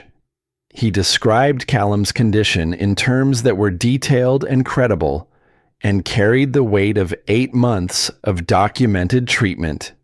He described, with particular delicacy, his concerns about the arrival of a woman from elsewhere who had inserted herself into a vulnerable man's household, and whose motives and background gave him, professionally and personally, serious cause for concern. He produced her history, the dismissal, the inquiry, the official finding. He did not editorialize. He simply presented it and let the room do the work, which it did. She could hear it doing it. The shift in the quality of attention, the subtle realignment of the 35 people who had come with existing opinions and were now having those opinions furnished with confirmation. She looked at her hands on her lap. She breathed steadily. She waited. When Crail finished, the representative asked if Callum wished to speak. Callum said yes and rose, and spoke with the same directness he brought to everything, clearly and without performance, describing his own experience of the treatment and its effects, and the change in those effects since he had stopped taking the prescribed medication. He was not a man who used many words, and he did not use many now, but the ones he used were precise, and the room had known him for long enough to know the quality of his mind. And she watched some of the people who had come in leaning one direction shift, slightly, towards something more uncertain. Then the representative looked at her. She rose. She felt the room look at her. 35 pairs of eyes and the weight of all their prior conclusions. And she set her bag on the table in front of her and opened the leather folder, and she began. She did not start with the pharmacist's letter. She started with the medical logic, the symptoms, and the progression, and the specific ways in which the documented record did not match what she had observed, laying it out in language that was technical but not obscure, precise without being inaccessible, the language of a woman who understood her subject and understood her audience and was making a deliberate choice about how to bridge the two. She watched faces as she spoke. She watched the authorities' representative, who had begun arranging his own papers with the air of a man who had decided in advance how long he intended to sit here, put his papers down. Crail interrupted twice, each time with an interjection framed as a professional correction. The second time he interrupted, she stopped speaking and looked at him and waited, with perfect patience, for him to finish. Then she said, "Dr. Crail, what is the current value of the Hargrove Plateau land as surveyed for mineral content?" A silence. She watched Crail's face. She watched him calculate in the fraction of a second available to him, and she watched him arrive at an answer that he did not yet understand was wrong. "I'm not a surveyor," he said. "I wouldn't have that kind of information." "Then could you explain," she said, setting the survey on the table, "how in a conversation recorded by a third party? 3 months ago, you described the mineral survey results for this specific property in accurate detail that was not available in any public document at that time." The room was very quiet. She put the pharmacist's letter beside the survey. She put the records of the 2 men beside that. She did not rush. She laid each thing down with the care of a person who understood that this moment would not come again, and that everything she placed on that table needed to be placed exactly right. Crail's composure held, but it held in the way of something that was being maintained by active effort rather than natural stability. She could see the effort. She thought some of the 35 people could see it too. Then the representative leaned forward and asked Crail a question, a quiet and specific question about the medication's composition, and Crail answered it. And the answer was, in 3 specific and technical particulars, inconsistent with what he had described in the medical records as his intended therapeutic approach, a discrepancy that would not have been visible to anyone without the training to recognize it. Nora said nothing. She let the discrepancy sit in the air of the room. She looked at the 35 people. She looked at the authorities' representative. She looked at Crail, who was looking at the table. And she thought about Odette, who had given her a warning before she knew enough to understand it, who had trusted her with a letter she had carried to the limit of her own safety and beyond it. She thought about the woman who had come before her and left in the night without saying goodbye. She thought about Cole Hadley's father and Mr. Abernethy and the land that had been theirs and was not anymore. She thought about a man who had made his peace with dying and would have died in that peace if she had not read a medical file on a train and noticed on page 3 the wrong name in the wrong place. The room made a sound that was not quite noise, the collective, involuntary sound of a group of people revising their understanding of something at the same moment. And somewhere at the edge of the gathering, a rider who had come in quietly during the proceedings leaned against the door frame and watched. And she recognized him as the man who made the supply runs, the one she had trusted with the sample and the sealed package. And he was watching Crail with an expression that was not sympathetic. Crail looked up from the table. He looked at Nora, and she saw it in his face, the thing she had been waiting for without knowing she was waiting for it. Not capitulation, not confession, but the specific expression of a man who has understood that the ground has gone from under him and is trying to locate the nearest solid thing and finding nothing close enough to reach. The representative cleared his throat and announced that the authority would need to review the materials presented before issuing any finding, and that in the meantime, the property arrangement at Hargrove would remain as constituted. It was not a victory. Not yet. But it was not a defeat, which was what it had been designed to be. She sat down. Under the table, her hands, out of sight of the 35 people and the representative and Crail, were shaking slightly with the particular tremor that came at the end of a sustained effort, the body releasing what it had been holding in the service of necessity. She pressed them flat against her knees and breathed and looked straight ahead. Beside her, Callum's hand moved from his knee to the edge of her chair and rested there, close enough that she could feel the warmth of it without it being a gesture the room could read.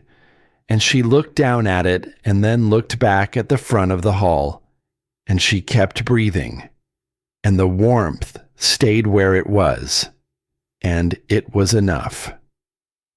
That evening, the rider who had come in at the edge of the proceedings brought her news of Odette. He said it quietly, outside the hall, in the last of the afternoon light, with his hat in his hands, and the careful consideration of someone delivering information he knew would land badly.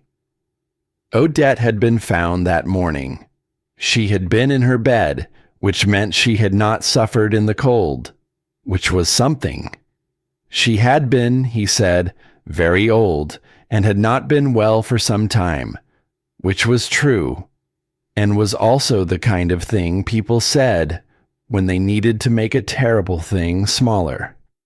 Nora stood in the cold outside the hall and received this information and held it, the way she held all difficult things, with both hands and without flinching. She had known Odette for 6 weeks and had understood her in the way she understood all people who communicated in the frequency of action rather than words, which was to say, she had understood what mattered and found it sufficient. She thought about the letter, about the careful and deliberate hand, the economy of it, every word chosen and weighed. Do not go alone. She had not gone alone.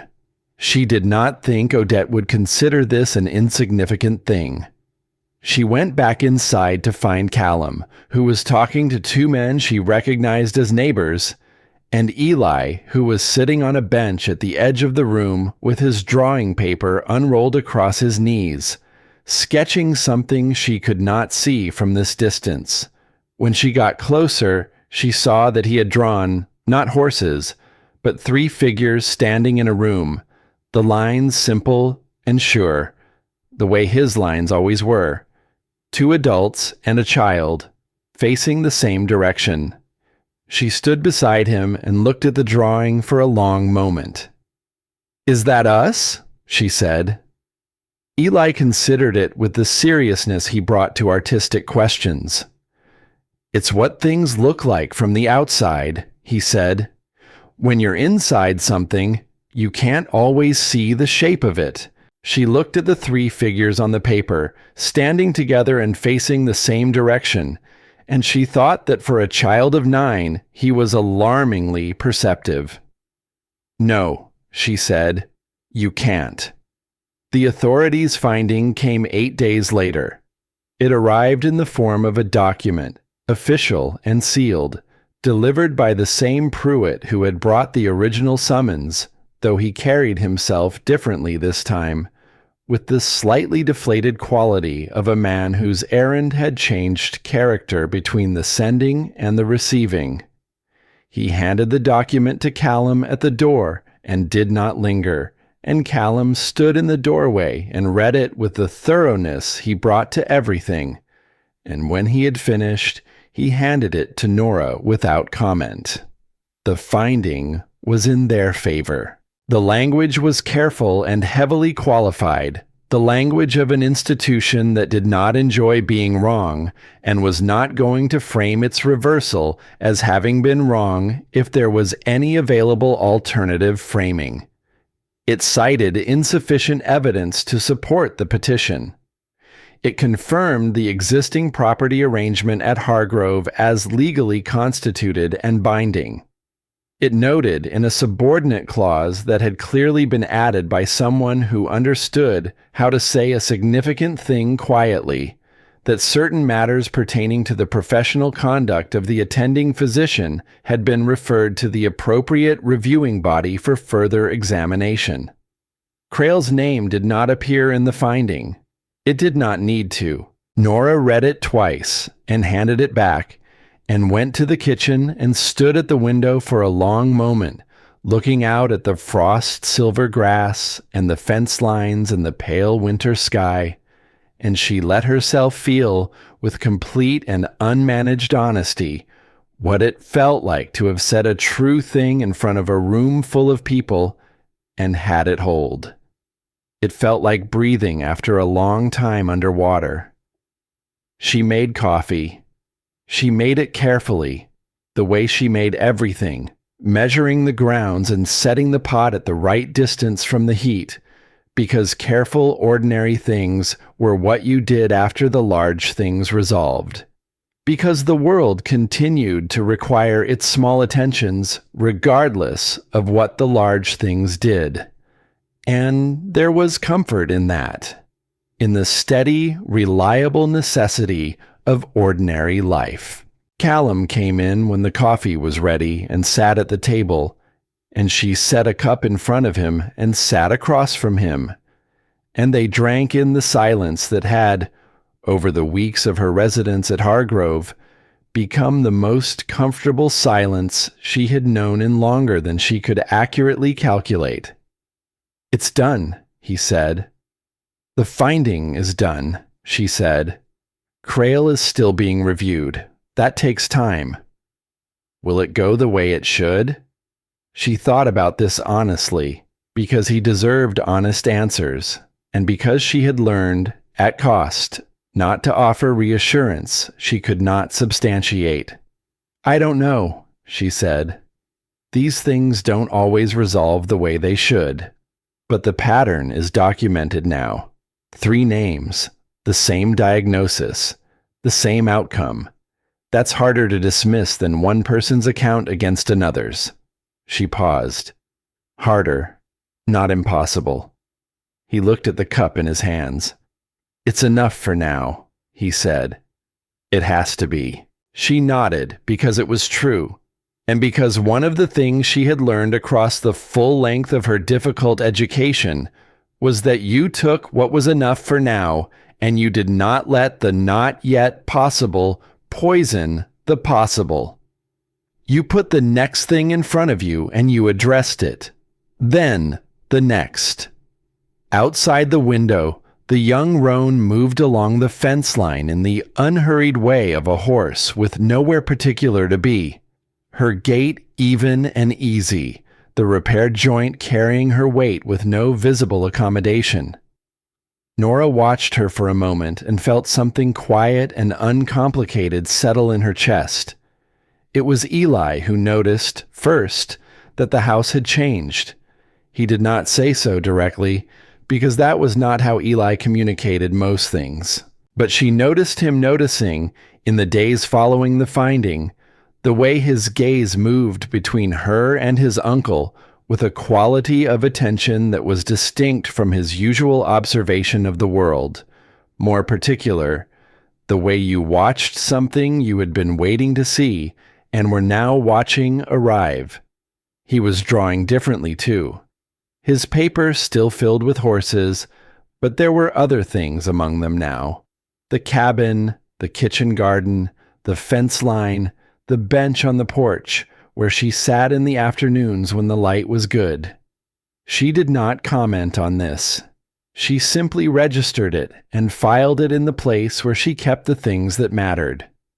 The days that followed the finding had the quality of a landscape after a significant weather event, everything the same in its broad shape and yet somehow clarified, the light hitting the familiar surfaces at a slightly different angle, the details more visible than before. She moved through the cabin and the property with the particular awareness of someone who has stopped bracing for a blow and found that their body, released from that sustained tension, notices things it had been too occupied to notice before. She noticed that Callum had repaired the window latch in her room without being asked, sometime in the days of the hearing when she had not been paying attention to small things. She noticed that he had begun leaving the lamp on the table rather than taking it with him when he went upstairs, so that she had light for the reading she did in the evenings. She noticed that he knew, without her saying so, how she preferred her coffee, and the temperature at which she was comfortable sitting on the porch, and which of the horses she had developed the habit of looking for first when she came to the kitchen window in the mornings. She noticed these things, and she did not know precisely what to do with them, because she was a woman who had been trained by her own history to treat the things she wanted carefully, to approach them with the caution you applied to a diagnosis you hoped for, knowing that hope was not a method and that wanting a thing to be true was the most reliable way to misread the evidence. So she watched, and she waited. And she went on doing what she had come here to do, which was not, it had become clear, what she had originally thought she had come here to do. She had come to watch a man die. She was, instead, watching him come back. It happened gradually, and then all at once, the way things happened in bodies when the thing that had been working against them was removed, and the body's own considerable intelligence was allowed to proceed. His breathing in the cold mornings, which had been the most visible of his symptoms, continued to ease. The cognitive softening that the medication had produced, the quality Eli had described as being far away, receded, and the man who had always been present in the steadiness of his gaze and the precision of his movements became more fully present in other ways, in the sharpness of his attention, in the quality of his conversation, in the particular alertness that had always been there but had been, she understood now, operating through a veil it had not had the resources to lift. He laughed one evening in the third week after the finding. It was at something Eli said, something dry and precise and delivered in Eli's characteristic way, without apparent awareness that it was funny. And Callum laughed, a real laugh, not the minimal social acknowledgement she had observed him offer in public contexts, but something genuine and unmanaged. And the sound of it in the kitchen was so unexpected and so right that she felt it somewhere behind her sternum in a way that she could not attribute to anything clinical. She smiled at her plate and did not let herself look up, because some things required a moment of private management before they could be presented to the world. The conversation happened on a Thursday night, 11 days after the finding. She had not planned it for Thursday. She had not planned it at all, which was unusual for her and which she understood, when she examined it afterward, to have been necessary, because the things that needed to happen between two careful people who had been managing the distance between themselves with skill and patience for months were not things that benefited from planning. They required, instead, the right convergence of circumstance and honesty, and circumstance had its own timing, and honesty, when it finally arrived, tended to arrive all at once. Eli was in bed, the stove was banked. The lamp on the table threw its usual warm circle across the papers that had been their shared project for weeks, and that now had the slightly orphaned quality of things whose purpose has been fulfilled and that have not yet been repurposed. She was sorting through them, organizing them for storage, when she found the contract. She had not looked at it since the night she signed it. She had placed it in the leather folder with everything else, and the leather folder had been in her bag, and her bag had been under her bed, and she had not thought about it, or had told herself she had not thought about it, which was not entirely the same thing. She set it on the table and looked at it. The paper had softened slightly at the folds from being opened and closed too many times on a train and in a way station and in a wagon climbing a plateau road in the cold. The signatures were clear, both of them, hers in the careful script of someone who had written a great deal in professional contexts, his in the larger, more deliberate hand of a man who did not write often but wrote with intention when he did. And at the bottom, in the clause, she had read more times than any other single sentence in her adult life, the words that had defined the terms of everything. Party B agrees to remain until Party A has passed. Callum came in from checking the horses and saw her looking at it. He stood in the doorway for a moment, reading the situation the way he read all situations, directly and without performing the reading, and then he came to the table and pulled out his chair and sat down. He looked at the contract between them. "The contract isn't valid," she said. It was the fact of it, stated plainly, because plain statement was how she handled things that had weight. The terms were contingent on a medical reality that doesn't exist. You aren't dying. The arrangement was constituted around your death. Without that, it has no basis. "I know," he said. "Legally, I have no obligation to remain." "I know that too." She looked at the contract. She looked at the two signatures. She thought about what it had cost her to sign her name to this particular document in a small room in a city that had closed its doors on her, understanding what the terms meant and signing anyway, because there was nothing else, and because she still had her work, even if she had lost everything else, and she was not going to stop doing her work simply because the circumstances of doing it had become complicated. She thought about page 3 of a medical file, read by lamplight in a narrow bed with a bolt on the door. She thought about a horse with a name that was her name, moving easy along the fence line in the cold. Callum reached across the table and picked up the contract. He looked at it for a moment, the same way he had looked at the land survey and the Dichuk and all the other papers that represented the things he was responsible for, and then he set it at the edge of the table and looked at her. "I need to ask you something," he said. She waited. "Not as a matter of contract," he said. "Not as an arrangement. Not because of Eli, though Eli is part of it. Eli is part of everything that matters to me. But not as a reason for this particular question." He paused in the way he paused when he was choosing his words with the precision he brought to all important things. "Do you want to stay?"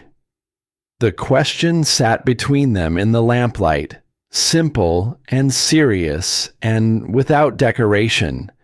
She had been asked questions like this before in her life, and had answered them in various ways, and had learned from those answers and their consequences a great deal about what she actually wanted as distinct from what seemed practical or possible or likely to result in stability. She had spent a considerable portion of her adult life making decisions based on what was reasonable, and reasonable had led her, by a route she could not have predicted, to a plateau at the edge of the known world, to a man who had fitted a bolt on a door before she arrived and named a horse after her last name and laughed in his own kitchen in a way that she suspected he had not laughed in years. She had not come here for any of this. She had come here because there was nowhere else to go, and because she still had her work and her knowledge and her willingness to be useful, and she had thought that would be enough, and it had been enough, and now it was something more than enough, and she was trying to figure out what to do with the more. "Yes," she said. One word. She had spent a great deal of her professional life learning that the most important things were often said in very few words, that density was not the same as significance, and she had learned to trust the short, true answer over the long, qualified one. He looked at her for a moment, and she looked back at him, and neither of them looked away. Then he picked up the contract, and he tore it, slowly and deliberately, along the center fold, and then across.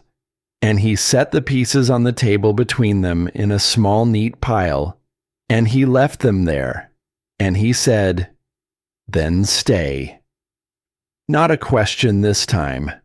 Something else, the kind of sentence that opened rather than closed. She looked at the torn pieces of the contract, at the two halves of the two signatures, and she felt something that she could not have named exactly, but that had the general quality of doors, specifically of doors opening, specifically of a particular door that she had not realized she had been standing in front of for some time. "I'll need to set up a proper space," she said, "for the medical work. There's a room off the stable that gets good light in the mornings. It would need shelving and a proper table." He looked at her with the expression she was beginning to understand as his version of warmth, which was not demonstrative but was entirely genuine. The look of a man who found what was in front of him sufficient and was not performing that sufficiency for an audience. "I'll start on the shelving this week," he said. "The south wall would be best for the herbs," she said. "Light and drainage. I know where the south wall is, Nora." It was the first time he had used her name without a formal prefix, without the slight distance of Miss Fenn, and the sound of it in his voice, in this kitchen, in this lamplight, was something she was going to need to file away and examine later when she had the privacy to do it properly. "I know you do," she said. They sat for a while longer, not talking much, the way they had learned to sit together, comfortable in the shared silence that was not absence but presence. Two people who had found that the other's company did not require maintenance to sustain. He read. She organized the last of the papers. The fire made its small sounds. Outside, the plateau wind ran its low sustained note across the eaves, the same note it had made on her first night here, which had sounded then like the voice of a place that had no particular interest in whether she stayed or went, and which sounded now like something she was not ready to name, but was willing to hear. The seasons shifted in the way seasons did on the plateau, with a decisiveness that left no room for ambiguity. The cold did not retreat so much as relent, and the relenting came in increments, a morning with less frost than the one before, an afternoon where the light had warmth in it, rather than just brightness, the grass beginning, at the south-facing edges of the slope, to show the faint green of something returning. Nora put in the kitchen garden in the third week of the warming. She had planned it through the winter with the same careful methodology she brought to medical problems, thinking about what the soil needed and what the light allowed and what would serve the dual purposes of household use and the medical applications she was beginning to organize in the room off the stable. She spent 3 days turning the earth and setting the beds and marking the sections, and on the afternoon of the third day, she looked up from where she was kneeling at the far end of the south bed and found Callum standing at the garden's edge with 2 cups of coffee, watching her work. "The section in the corner," she said, accepting the cup. "I need something to mark the boundary, so Eli doesn't walk through it when he's not paying attention." He looked at the corner in question. "I'll put a rail," he said. He came back with the rail the following morning and spent an hour fitting it properly, and she gardened around him, and they did not talk much, because the work did not require talking. and they had both long since arrived at the understanding that silence between them was not a deficit. When he finished the rail, he stood up and looked at what he had built, and then looked at what she was building around it, the neatly divided sections of turned earth and careful planting. The garden that was going to be both useful and, she had allowed herself this, in some small considered way, beautiful. "My brother's wife had a garden," he said. He did not say it with grief exactly, or not only with grief. Eli used to follow her around in it, asking questions about everything. What does this one do? Why does this one smell like that? She had more patience than most people. He paused. Eli's going to follow you around asking questions. "I know," she said. "I'm looking forward to it." He looked at her. She looked back at him, kneeling in the turned earth with her hands dirty and her hair loose from its pins on one side. And she did not look away, and neither did he. And after a moment, he nodded once, that minimal acknowledgement that she had learned to read as something it would take a different man a paragraph to say, and he picked up his tools and went back to the work of the property. She watched him go and then went back to her planting. Eli found her in the stable room one afternoon when the light was exactly the angle she had hoped it would be, falling clear and useful across the work table she had set up along the south wall.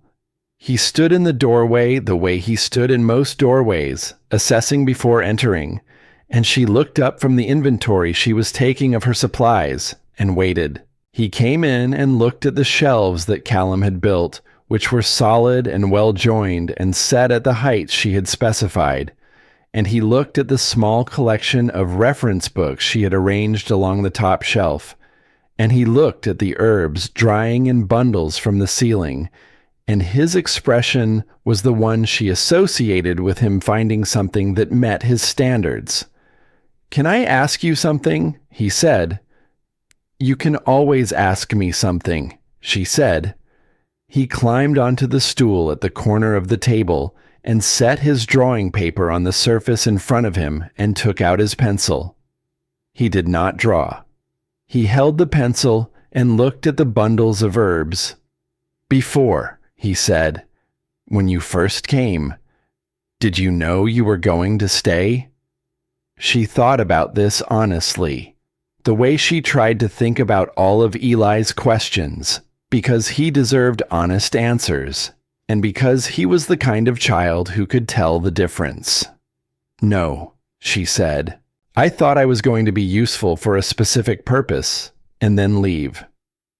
"What changed?" She looked at the herbs, at the careful bundles she had gathered and dried and hung according to the method her training had given her, and the modifications her experience had added. She thought about page 3 of a medical file. She thought about a tablet wrapped in cloth. She thought about a man standing in a doorway with 2 cups of coffee, saying her name without the distance of formality for the first time. "I found something to do that needed doing," she said, "and then I found that the place where the doing was happening mattered to me. And then I stopped being able to separate those two things."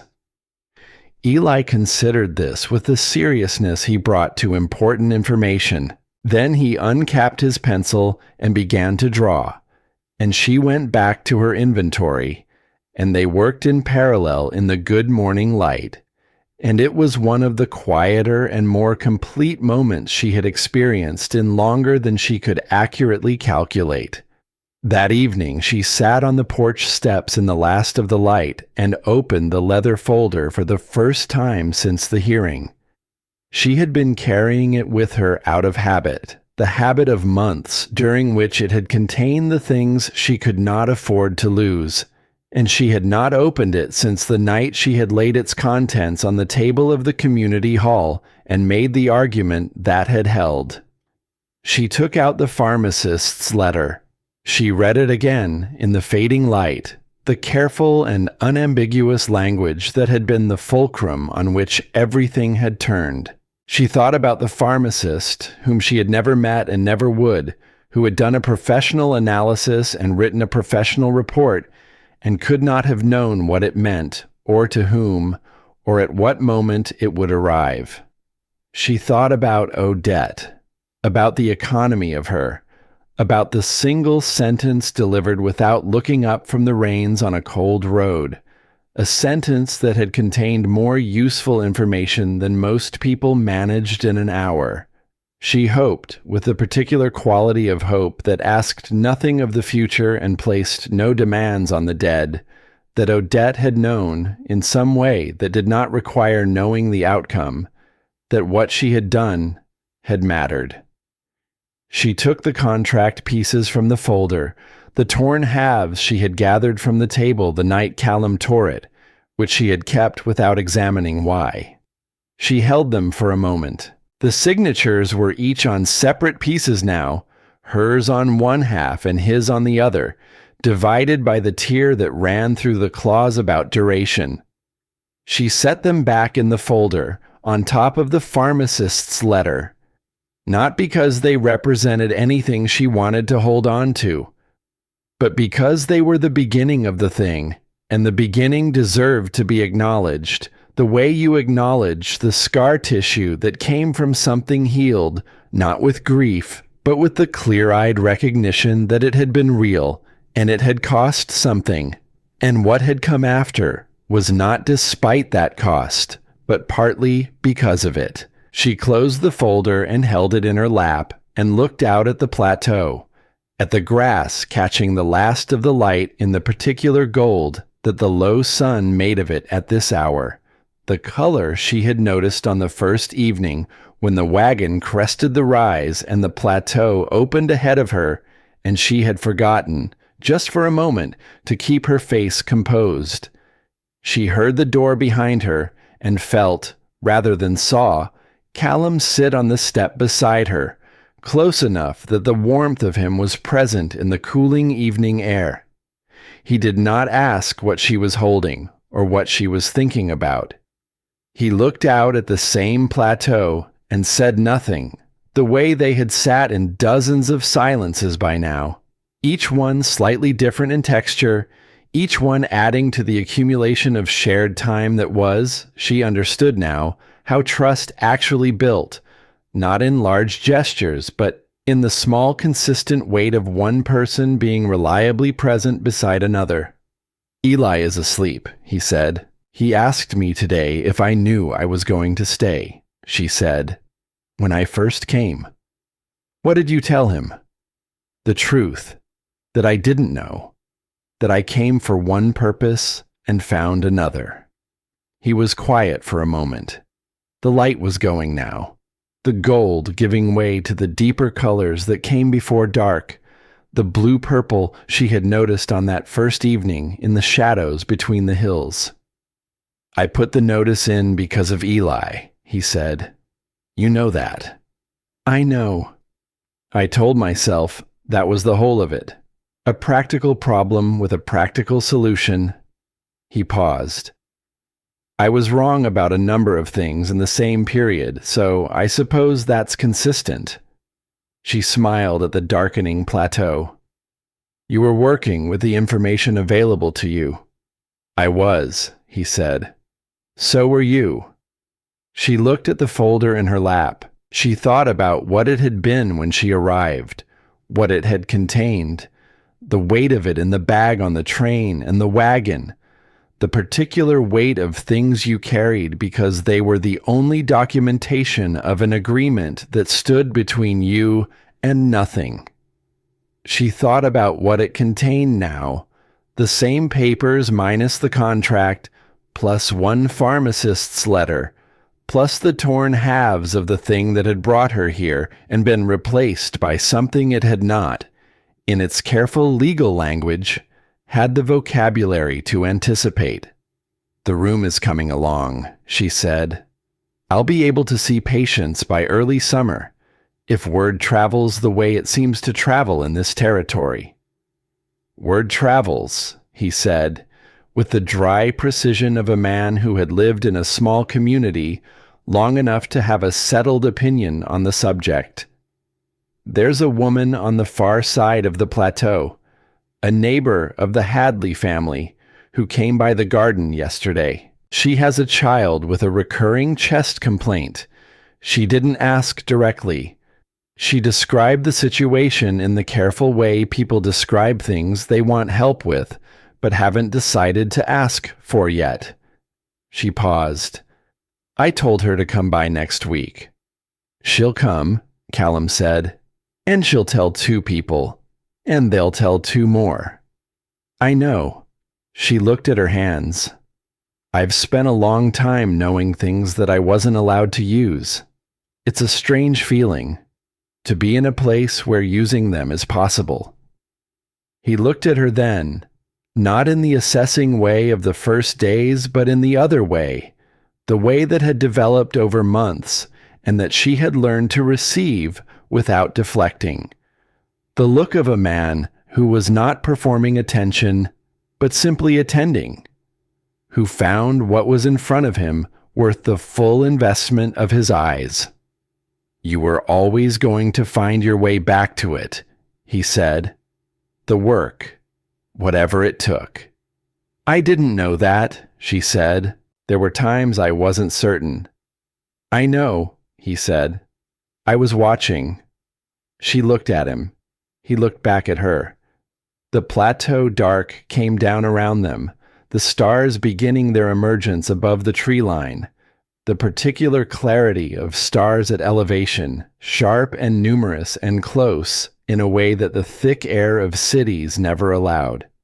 She thought about what it meant to be watched by a person who watched the way he watched, without agenda, without the particular intensity that concealed a desire to find something wrong, simply watching because the thing being watched was worth the attention. She thought about how long it had been since she had felt that, the feeling of being seen by someone whose seeing she trusted. She opened the folder one final time. She took out the pharmacist's letter, which had done its work, and she took out the torn pieces of the contract, which had also done their work. And she looked at them in the gathering dark, the careful language of the one and the torn signatures of the other. Then she held them out toward the small lantern that Callum had brought out and set on the step beside him, not asking, simply making available, and he understood, because he generally understood what she was indicating without requiring a longer explanation, and he held the lantern closer. The paper caught and burned with the particular completeness of things that have been ready to go. She watched it until there was nothing left that would carry a flame, and she set the residue carefully aside, and she folded the empty leather folder and held it in her lap, which was lighter now, considerably lighter, the lightness of something that had been carrying weight it no longer needed to carry. I'll need more reference books, she said. There's a catalog that comes through the way station. Eli has been looking at it. Of course he has, Callum said. He has opinions about the botanical illustrations. He would. She smiled at the dark. He did not smile at anything in particular, but in the lantern light she could see the edge of the expression he had when he was managing something that was not quite amusement and not quite contentment, but occupied the territory between them, and she thought that she was, against all her prior careful expectations, going to spend a considerable amount of time learning the full range of his expressions, and that the prospect of this did not concern her. "Good night, Callum," she said, and rose from the step. "Good night, Nora," he said. She went inside and up the stairs and into the room with the bolt on the door, which she did not bolt, which she had not bolted in some weeks, because there was no longer anything on the other side of it that she needed to keep out. She sat on the edge of the bed and looked at the window, which showed the dark and the stars, and the edge of the tree line, the view she had looked at on the first night when a question had formed in her mind and changed the nature of everything. She thought about that question. She thought about where it had led. Then she lay down in the narrow bed, which had in the months of her residence begun to feel less narrow, and she listened to the plateau wind and the settled sounds of a house at night, and somewhere in the following of those sounds into the particular silence that preceded sleep, she arrived at the thing she had been circling around for weeks without quite landing on it. She was home, not because the word meant what it had always been taught to mean. The place of origin, the place you returned to, the place that had claim on you by virtue of having known you first. But because she understood that home was not necessarily the place that had made you. It could be the place where what you were made of was finally of use, the place where the specific combination of knowledge and stubbornness and willingness to look at a difficult thing directly and say what it was had been for the first time in longer than she could bear to calculate. Enough. More than enough.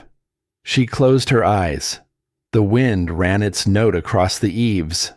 Fen moved along the fence line in the dark, her repaired joint carrying her easily, the ground solid beneath her. Eli slept with his drawing paper on the table beside him, the latest in a long series of landscapes that had begun with only horses and now contained a cabin, a garden, a fence line, and 3 figures who stood together facing the same direction.